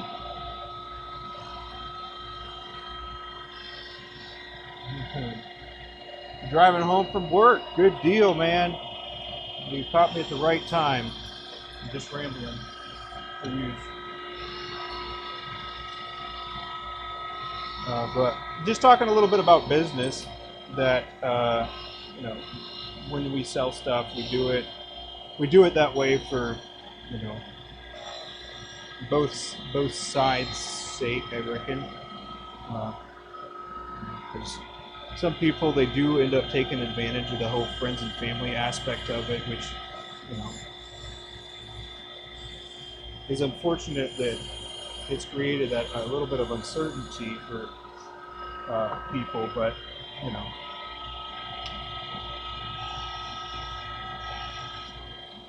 that's how we would do it with really anybody, because we do keep track of the finance element of it all.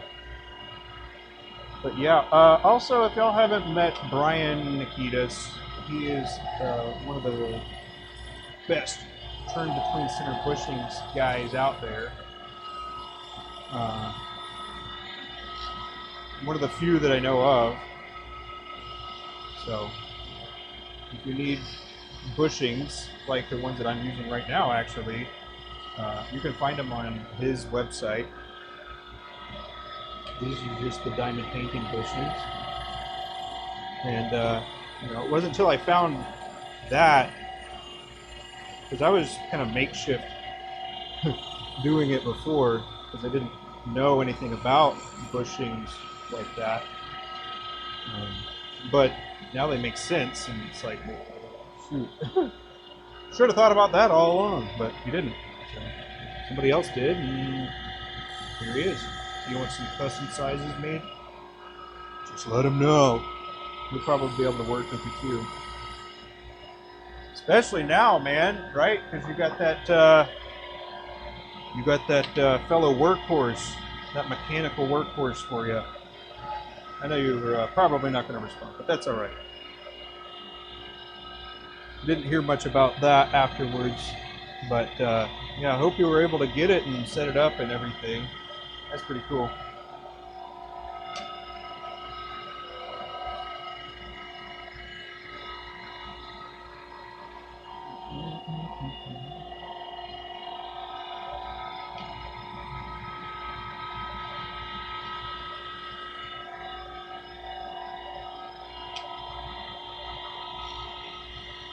Dang. I'm gonna be making like great progress. I don't know about this. I don't know about this. Productivity is too high. Need to throttle it back a little bit. Create more balance.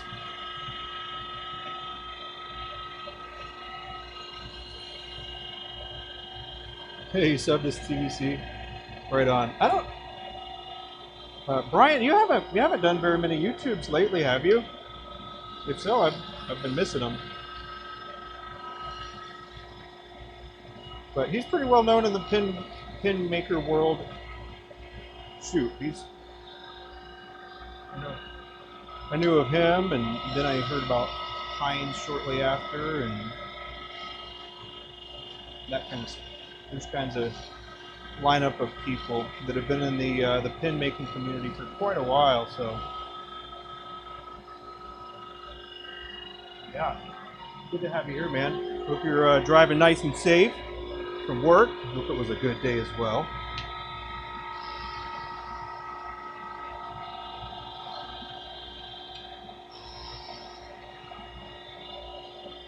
So I know you're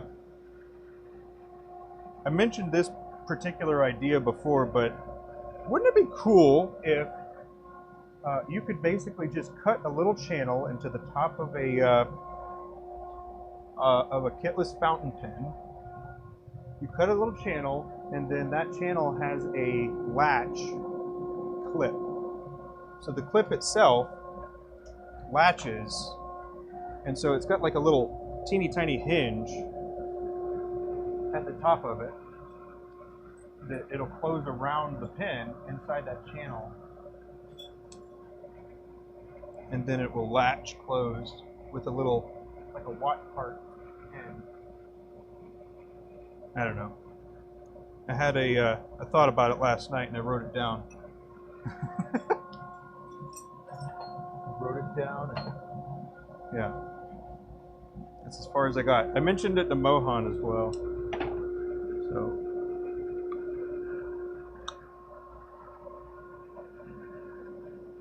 That would be probably very complicated to make.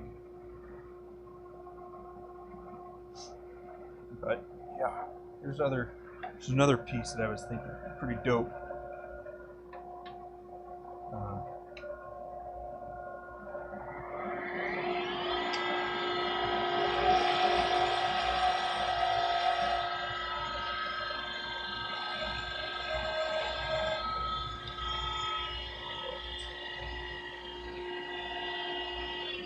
Let's see, what are we doing? What are we doing? 13. Abby's over there working on the pastel prism pen that I just finished making. Yeah, we'll see that here in a minute, or a few minutes, I guess.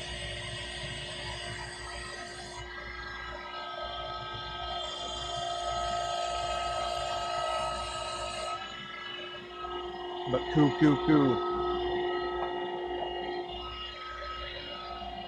So,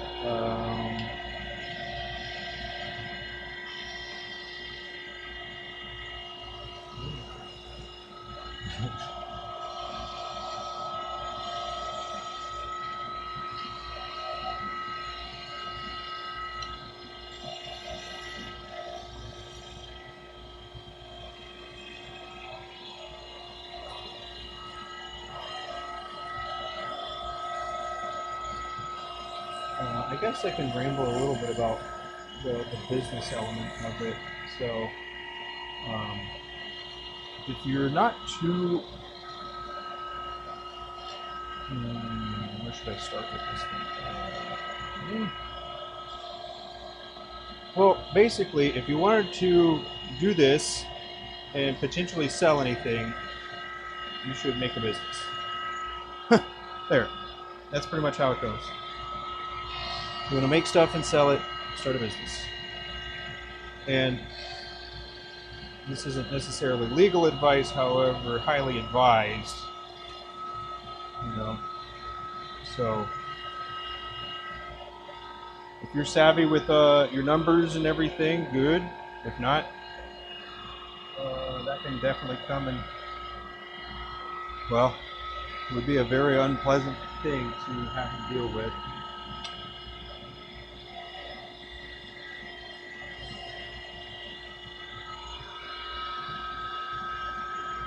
It's not about getting chip carving knives and carving your pinboards. That'd be kind of cool. You could do like, you mean like a totem, in a way, where you can, so kind of like that sort of idea.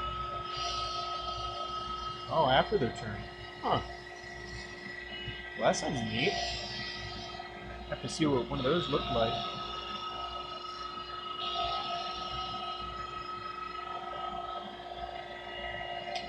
Be pretty cool.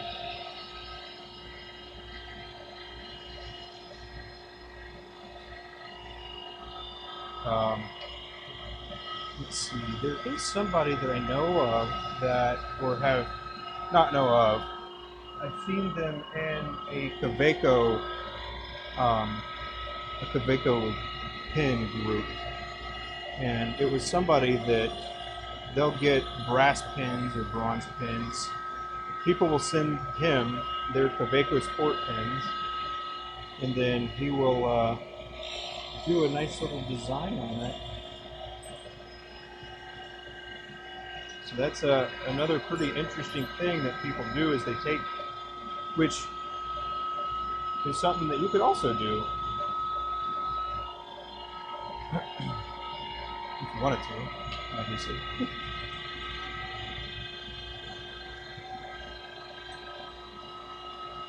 Yeah, there's a lot of cool things that people do out there. And then when you start combining, like, 3D printing and turning at the same time, you start getting those, weird different types of blanks that are quite unique. They're twice casted blanks. I don't know if you've ever seen those, but they're really neat.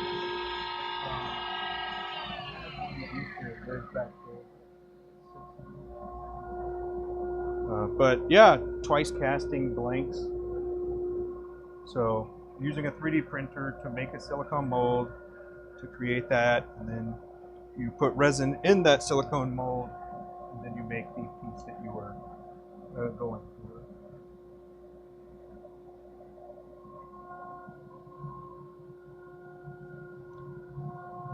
But yeah, it's a pretty neat little thing to do. I'm going to switch these around again. I like kind of the main focus up there.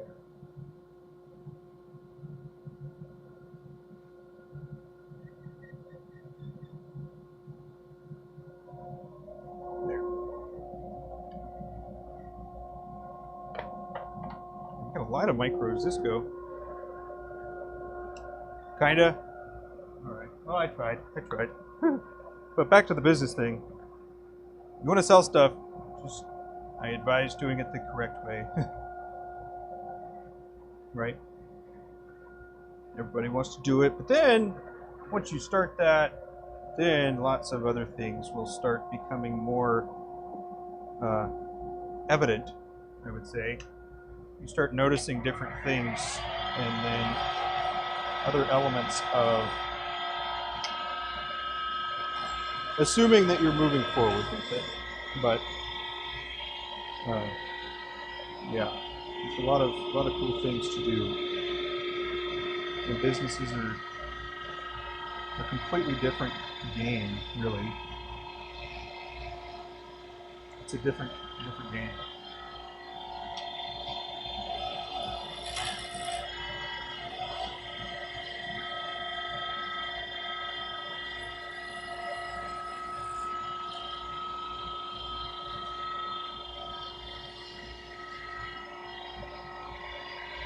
You could probably do it with a Dremel, with a flex shaft. Oh, yeah, I know what you're talking about.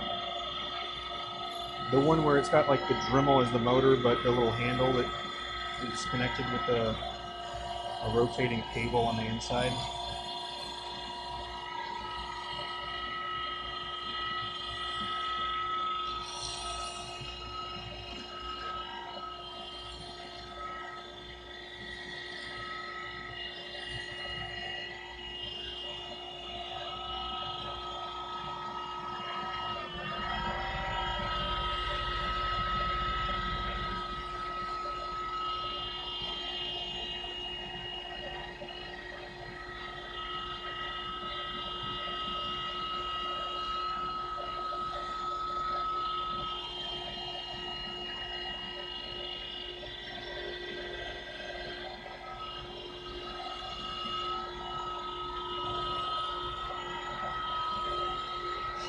Yeah, it really could drastically change some of the financials of people. You know, if you did the business the way that it's basically supposed to be done. There are certainly trade-offs, but yeah. There also are the protections that come along with them.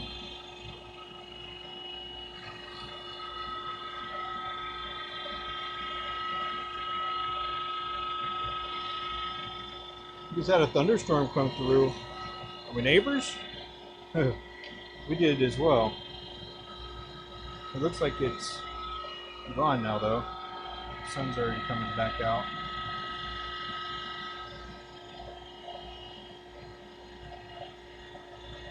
It was awesome. I love a good lightning storm. I like watching the lightning.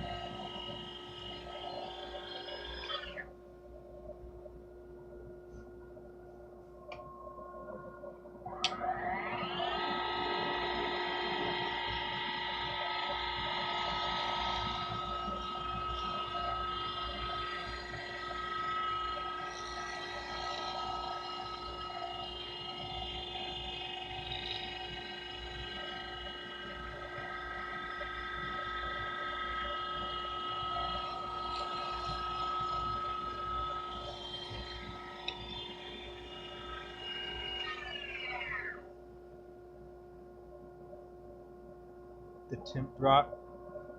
Heck yeah. What about the bugs? What are bugs like there? Do you have a lot of like mosquitoes or flies or things like that? Your mind is running wild, not able to catch it. Well, shoot, man, don't try to catch it. Write it all down. Write it all down. All the different ideas you got. Yeah. I got tons of notebooks with different ideas that I've thought of throughout my time of, well, I guess carrying a notebook, really, because I pretty much always do. Definitely always have a pen. How can a pen maker not have a pen? No. I guess it's like me and my knife as well. I always have a knife. Pretty much. Unless it was like, you know, not allowed or something. But you want to show it off? Yeah. Sweet. All right, you can show it over there or right here or whatever. Yeah, over there. Okay. I'll just leave the camera pointed there. Let me clean it up right quick. Let me make it a little nicer for presentation now. Alright, so Abby just finished sanding and polishing all the different pin parts that we did here.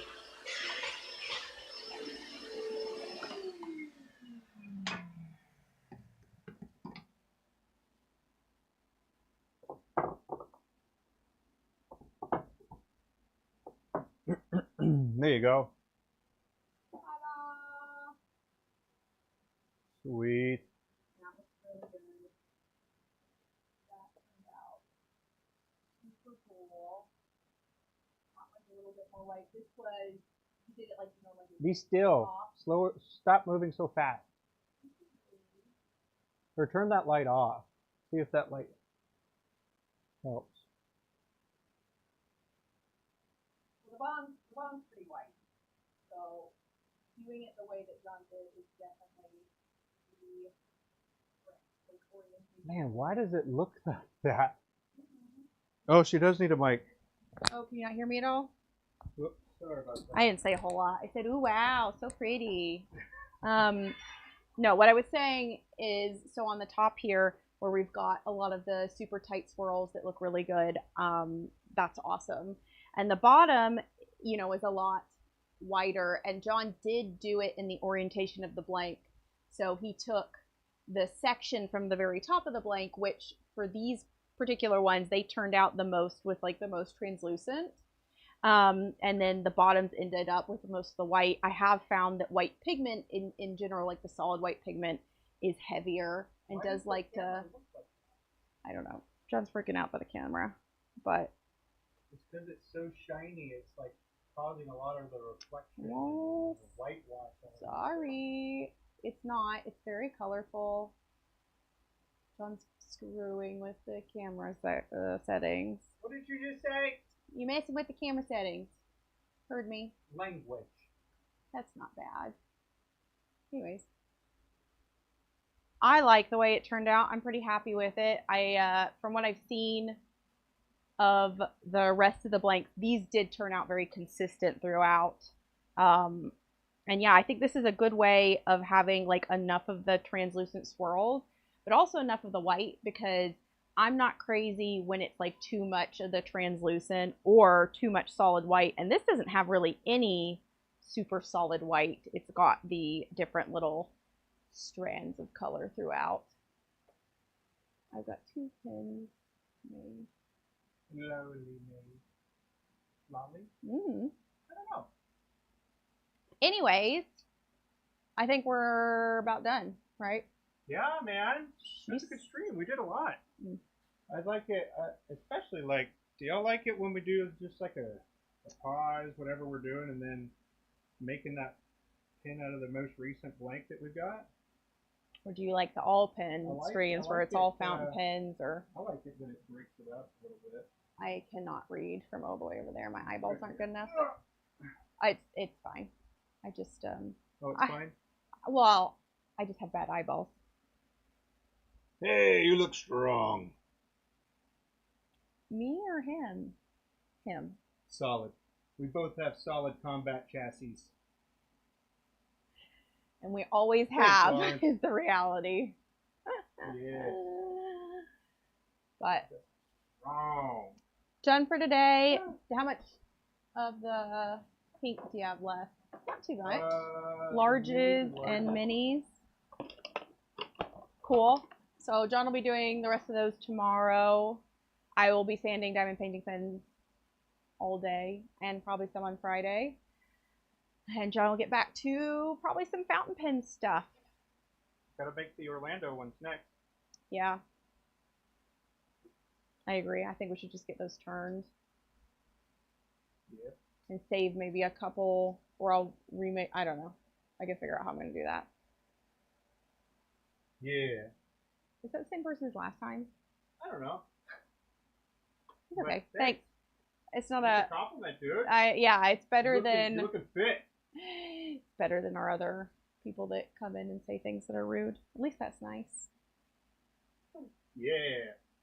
All right. Well, I hope y'all had a wonderful time hanging out with us. Go a little bit more. This way, that way. Hope you had a wonderful time hanging out. Enjoyed your company and everything. Muscles are in shape. Muscles are in. I mean, we have muscles under things. Yeah. A little fluffy, but that's okay. Thanks for hanging out. Had a good time. See you next time. Had a good time. Always. Sweet. All right. Well, y'all have a wonderful day, and we'll see you next time. Bye. Bye-bye.